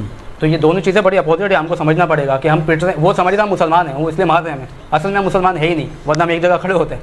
تو غزوہ بدر سے ہم کو جو سبق ملتا ہے وہ یہ کہ اتحاد رکھیں، اتفاق رکھیں اور اللہ کی ذات پہ بھروسہ کریں. بالکل جناب علم دیں کے کلام کی جانب. جی بالکل، میں گزارش کرتا ہوں جناب فراز علی قادری صاحب سے کہ نعت رسول مقبول صلی اللہ تعالیٰ علیہ وسلم کو نذرانہ پیش فرمائیں. مجھ پہ کتنا نیازی کرم ہو گیا، دنیا کہنے لگی پنجے تن کا گدا، جب سے میں اس گھرانے کا نوکر ہوا سب سے اچھی میری نوکری ہو گئی. فراز علی قادری صاحب. اللهم صل على سيدنا ومولانا محمد. اللهم صل على سيدنا ومولانا محمد وعلى سيدنا علي وسيدتنا فاطمة وسيدتنا زينب وسيدنا حسن وسيدنا حسين وعلى آله وصحبه وبارك وسلم. پیارے نبی کی ذات پر رب کا درود ہے، پیارے نبی کی ذات پر رب کا درود ہے. سلطان دو جہان پر، سلطان دو جہان پر ہم سب کا درود ہے. اللہم صلی علی سیدنا و مولانا محمد. اللہم صلی علی سیدنا و مولانا محمد. پڑھیے اگر درود تو ملتا ثواب ہے، پڑھیے اگر درود تو ملتا ثواب ہے، بلغ العلا بکمالہ وشفت دجا بجمالہ، حسنت جمیع خصالہ، صلو علیہ وآلہ، پڑھیے اگر درود تو ملتا ثواب ہے، بھیجے اگر سلام تو آتا جواب ہے، اللہم صلی علی سیدنا و مولانا محمد، اللہم صلی علی سیدنا و مولانا محمد۔ اللہ کے شیر ہے در کرار پر درود، علی مولا اللہ کے شیر ہے در کرار پر درود، اللہ کے شیر ہے در، اللہ کے شیر ہے در کرار پر درود، حضرت حسن حسین کے کردار پر درود، بے دم یہی تو پانچ گئے مقصود کائنات، بے دم یہی تو پانچ گئے مقصود کائنات، خیر النساء حسین و حسن مصطفیٰ علی، اللہم صلی علی سیدنا و مولانا محمد، اللہم صلی علی سیدنا و مولانا محمد۔ مرو جب فراز کی ہے دعا ہو لبوں پہ یا نبی مصطفیٰ، مرو جب فراز کی ہے دعا ہو لبوں پہ یا نبی مصطفیٰ، میرے کفن پر ہو لکھا ہوا، میرے کفن پر ہو لکھا ہوا، صلو علیہ وآلہ، پڑھیے اگر درود تو ملتا ثواب ہے، بھیجے اگر سلام تو آتا جواب ہے، اللہم صلی علی سیدنا و مولانا محمد۔ جنت میں مصطفیٰ کے صحابہ جہاں رہے، ہاں جنت میں مصطفیٰ کے صحابہ جہاں رہے، یا رب میری دعا ہے، یا رب میری دعا ہے، میرے بابا وہاں رہے، اللہم صلی علی سیدنا و مولانا محمد۔ جنت میں مصطفیٰ کے صحابہ جہاں رہے، یا رب میری دعا ہے، محبت خان وہاں رہے، اللہم صلی علی سیدنا و مولانا محمد۔ دعا ہو گئی ہے والد صاحب کے لیے، تو والدہ کے لیے بھی دعا۔ جی جی بالکل بالکل۔ جنت میں سیدہ کی کنیزیں جہاں رہے، جنت میں سیدہ کی کنیزیں جہاں رہے، جنت میں سیدہ کی کنیزیں جہاں رہے، یا رب میری دعا ہے، یا رب میری دعا ہے، یا رب میری دعا ہے، میری ماں وہاں رہے، اللہم صلی علی سیدنا و مولانا محمد۔ ماشاءاللہ ایک بہت ہی فراز قادری صاحب بہت پیارے انداز سے آپ نے ہدیہ نعت پیش فرمائی۔ اللہ کریم آپ کا یہ پڑھنا، ہم سب کا سننا اور یہ ذوق و شوق کا برقرار رہنا اپنی بارگاہ میں قبول و منظور فرمائے۔ بڑا یونیک انداز سے پڑھا، کیونکہ یونیک والوں کا ساتھ بھی ہمارے ساتھ ہے، یونیک بائک ہے، یونیک بیٹری والے ہیں، یونیک اجوا کوکنگ آئل بھی ہمارے ساتھ ہے، اور اجوا کوکنگ آئل، یونیک بیٹری اور یونیک موٹر سائیکل بنانے والی بہت ہی پیاری گرینڈ افطاری ہر سال کی طرح اس سال بھی کریں. میں تو کراچی تھا مگر ماشاءاللہ بہت پیارے انداز سے مینجمنٹ کے اعزاز میں یونیک گروپ آف کمپنیز جو ہے انڈسٹریز کی جانب سے ایک بہترین یہ پروگرام ہوتا ہے افطار ڈنر کا، اور ماشاءاللہ ایک منظم طریقے سے کیا جاتا ہے. دعا کرتے ہیں اللہ کریم حاجی زبیر گھنگرہ صاحب، علی گھنگرہ صاحب، اویس گھنگرہ صاحب اور جتنے بھی گھنگرہ فیملی، اللہ کریم سب کو آباد و شاد فرمائے. جی آمین. اب آپ کراچی کیا کرنے گئے تھے؟ ٹرانسمیشن میں گئے تھے. تو آپ نے مس کر دی؟ جی بالکل، مگر پہنچ چکا ہے. ارے واہ، وہ دیکھا، یہ محبت ہے میں کہتا ہوں یونیک والوں کی آپ سے نا. اسی بات پر نا مجھے بتایا گیا کان میں کہ آج یہ جو آئل کا یعنی لبیک والوں کا یہ آئل کی جو بوٹل ہے جب ساتھ لے کے یہ بھری ہوئی نہیں، یہ خالی کر کے دیں گے. بوٹل کی بات، سبحان بوٹل، سبحان اللہ، کیا بات ہے بھائی. لبیک پیٹرول جو ہے وہ مہنگا ہو رہا تو اس میں پیٹرول بھر کے لا سکتے ہیں. کیا علامہ صاحب واہ، کیا بات. پیٹرول میں کہہ رہا ہوں 55 روپے بڑھا ہے آج. تو آپ ایک کام یہ کریں کہ آپ جو ہے نا وہ یہ والا پیٹرول ڈالنا شروع کر دیں، اس پہ چلائیں لبیک پہ. ٹھیک ہے، لبیک ہی کہتے رہیں گے پھر تو. یہ 500 روپے کلو ہے، بڑا 500 روپے کلو ہے. اچھا، یہ اس سے زیادہ مہنگا ہے. یہ اور زیادہ مہنگا. یہ آپ اپنے اندر ڈالیں گے تو آپ خود چلنا شروع ہو جائے گا. یہ بات آپ جی جی بالکل صحیح. سائیکل ملتی ہے، سائیکل. جی جی جی پتہ سائیکل کیا ہوتی ہے؟ جی چلائی بھی ہے، چلائی بھی آپ نے تو طالب علمی کے دور میں بہت چلائی ہے. جی جی، تو سائیکل لے لیں آپ. ٹھیک ہے، کیونکہ پیٹرول تو ہو گیا مہنگا. کیا کریں، وہ ہیوی 125 مسئلہ تو پھر یہ ہے نا عرفان بھائی. اچھا 125 آپ کے پاس؟ جی جی. کس نے دی تھی؟ یہ نہیں بتاؤں گا. چلیں جی، میں تو نہیں بتاؤں گا نا.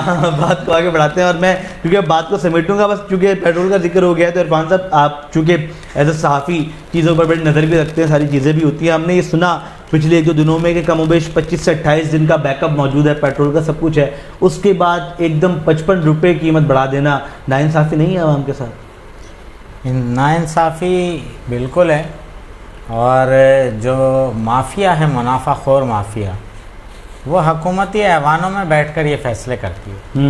اس کی وجہ یہ ہے کہ جو آپ کے حکمران ہیں وہ بزنس مین ہیں. ابھی ذکر تو نہیں کرنا چاہیے مگر بات یہ ہے کہ امریکی صدر سے ایک صحافی نے سوال کیا کہ آپ کی فیملی فلاں بزنس کر رہی ہے اور اس میں مہنگائی ہو رہی ہے، تو آپ صدر ہیں، آپ کو یہ بزنس کرنا چاہیے. اس نے وضاحت دی. ہمارا جو حکمران طبقہ ہے وہ چاہے وہ اسمبلی میں بیٹھے ہوئے لوگ ہیں، چاہے وہ وزراء ہیں، چاہے وہ وزیر اعظم ہیں، سب کاروبار کر رہے ہیں. جب کاروبار کر رہے ہیں تو یہ رعایا ان کی خریدار ہے، صحیح کلائنٹ ہے، وہ مال جیسے مرضی بیچیں. اب ایران کی جنگ کے اثرات ابھی اتنے نہیں آئے کہ پیٹرول مہنگا ہو، مگر کیا ہے کہ پیٹرول نکلنا ہے، آنا ہے 20 دن میں، تو وہ جو نکلا ہے اس کا ریٹ لاگو کر دو. تو یہ جو پروفٹ کی شرح ہر مہینے اربوں روپے کمائی جا رہی ہے، اس کا کوئی حساب نہیں ہے. نہ ایف بی آر کسی سے پوچھتا ہے، نہ ایف بی آر میں اتنی جرت ہے کہ وہ پوچھ سکے. تو عام آدمی کے ساتھ جو زیادتی ہو رہی ہے اس کا ازالہ تو مجھے آج تک ممکن نظر نہیں آیا. پاکستان ہمیشہ مشکل میں ہوتا ہے اور عوام نے اس کو نکالنا ہوتا ہے، وہ نکالنے ایسے ہوتا ہے کہ اس کو نچوڑا جاتا ہے.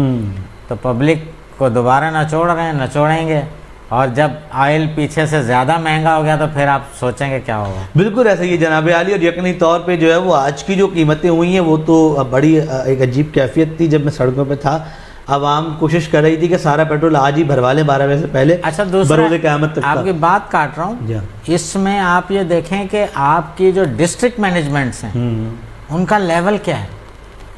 وہ پروگرام کر رہے ہیں جگہ جگہ شہر میں، اپنی تشہیر کر رہے ہیں، مگر وہ یہ نہیں سوچ رہے کہ حکومت نے انہیں 28 لاکھ کی آبادی کے مسئلے حل کرنے کے لیے بٹھایا ہے، سیاست کرنے کے لیے نہیں بٹھایا. بالکل بیوروکریسی کا کام ہے. انہیں پتہ ہے کہ تیل اگر مہنگا ہونے جا رہا ہے تو انہیں پہلے سے پتہ ہوتا ہے.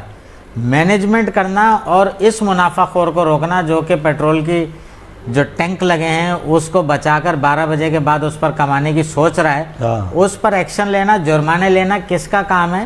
ڈپٹی کمشنر کا کام ہے. مگر ہوتا کیا ہے کہ وہ تو خود صنعت کاروں کے، تاجروں کے پروگرام میں بیٹھے ہیں، تو وہ ان پر جرمانے کیسے لگائیں گے اور اس منافع کو کیسے روکیں گے. تو یہ افسوسناک پہلو عوام کا تو ہر طرف سے نچوڑنا لازم ہے. ایسے ہی. اور ایک ابھی تصویر بھی وائرل ہوئی تھی نا، وہ ایک افطار میں بیٹھے ہوئے ڈی سی صاحب جو ہیں وہ ذرا ایک سیاسی جماعت کی افطار پارٹی میں بیٹھے ہوئے وہ کچھ کھا رہے تھے تو وہ جب ان کا منہ کھلا تو اس وقت کسی نے تصویر لے لی تو باقی سب کے منہ بند ہے اور ان کا منہ کھلا ہوا ہے کھاتے ہوئے, تو وہ ایک الگ ہی سوشل میڈیا پہ وہ چیز بھی گردش کر رہی ہے. بہت 2 دن سے سوشل میڈیا پر منافع خوری, خاص طور پر رمضان میں جتنی بھی سرکاری لسٹیں جاری کی گئیں کسی پر عمل نہیں ہوا, بلکہ اگر کسی ٹھیلے والے پر جرمانہ ہوا تو اس نے 2 گنا زیادہ پیسے وصول کیے اس کے بعد. ایسے ہی ہے. تو یہ جو ایک غیر سنجیدہ کام ہے نا, اس غیر سنجیدہ کام پر توجہ دینے کی جن لوگوں کو ضرورت ہے وہ غیر ضروری پروگراموں میں الجھے ہوئے, عوام کے مسائل کو فوکس کرنے کو تیار نہیں ہے. عوام بیچاری پریشان ہے, اور حیدرآباد ہمارا شہر ہے, ہم جب آواز اٹھاتے ہیں تو پھر ہمیں یا تو کہا جاتا ہے فرینڈلی جرنلزم کریں, آپ دوست ہیں, آپ بھائی ہیں, مگر ایسا نہیں ہے. ہم اس شہر کے بیٹے ہیں, پہلے ہم اپنا حق ادا کرتے ہیں, پہلے ہم مسئلے کو ہائی لائٹ کرتے ہیں. ہمیں اس بات کا کوئی شوق نہیں کہ کوئی ہمارا دوست رہے یا نہ رہے, مگر یہ شہر ہے, یہیں ہم نے رہنا ہے, یہیں مرنا ہے, تو پہلے اس کی بات ہوگی, بعد میں باقی لوگوں کی بات. بہت بالکل ٹھیک ہو گیا جناب عالی. اور ارسلان صاحب آپ کو پتا ہے ابھی کیلا 220 روپے درجن ہے, مطلب کیلا 220 روپے درجن ہے, وہ مزید بڑھ جائے گا. آپ سوچیں صرف 12 کیلے 220 روپے کی, کتنی مہنگائی ہوگا یار. مطلب کیلے سے بھی محروم ہونے والا ہوگا ہے سر, ہوگا ہے. مطلب آپ یہ دیکھیں کہ اب میسر نہیں ہے, اب آپ کنو پہ گزارا کر سکتے ہیں. کنو لا دیں گے, آپ کو ٹینشن نہیں ہے, اب تو صحیح آ رہے ہیں بڑے بڑے. بالکل. کنو بھی کتنے مہنگے, کتنے 200 روپے کلو ہے کنو بھی. آپ 12 نمبر آ جائیں گے, میں آپ کو 100 روپے میں دلاؤں گا انشاءاللہ. 20 روپے کا 12 نمبر ڈیفینس کا بہت بڑا میں کہہ رہا ہوں خربوزے تک چلے جاتے ہیں میرے خیال زیادہ مناسب رہے گا. 250 روپے لیکن مناسب رہتا ہے, ذرا سائز میں بڑا ہوتا ہے نا, تو میرا خیال ہے کھجوروں پہ اکتفا کر لیں, کافی رہے گا. کیا بات ہے, آپ کو غزوہ بدر کا میں نے واقعی بتایا نا, آپ کو ساری چیزیں ذہن میں رہیں گی. اچھا, بدر کے میدان کی بات کی, میرا جانا ہوا تو وہاں جانے کے بعد تو ایک عجیب ہی روحانی جناب علی. خیر میں اب کیونکہ وقت ہمارے پاس جو ہے وہ قلیل ہے, میں نے باتوں کو سمیٹنا بھی ہے, تو جناب عرفان صاحب میں چاہوں گا بس آخر میں مختصراً کوئی پیغام اگر آپ دینا چاہیں ہمارے دیکھنے والوں کو تو دے دیجیے.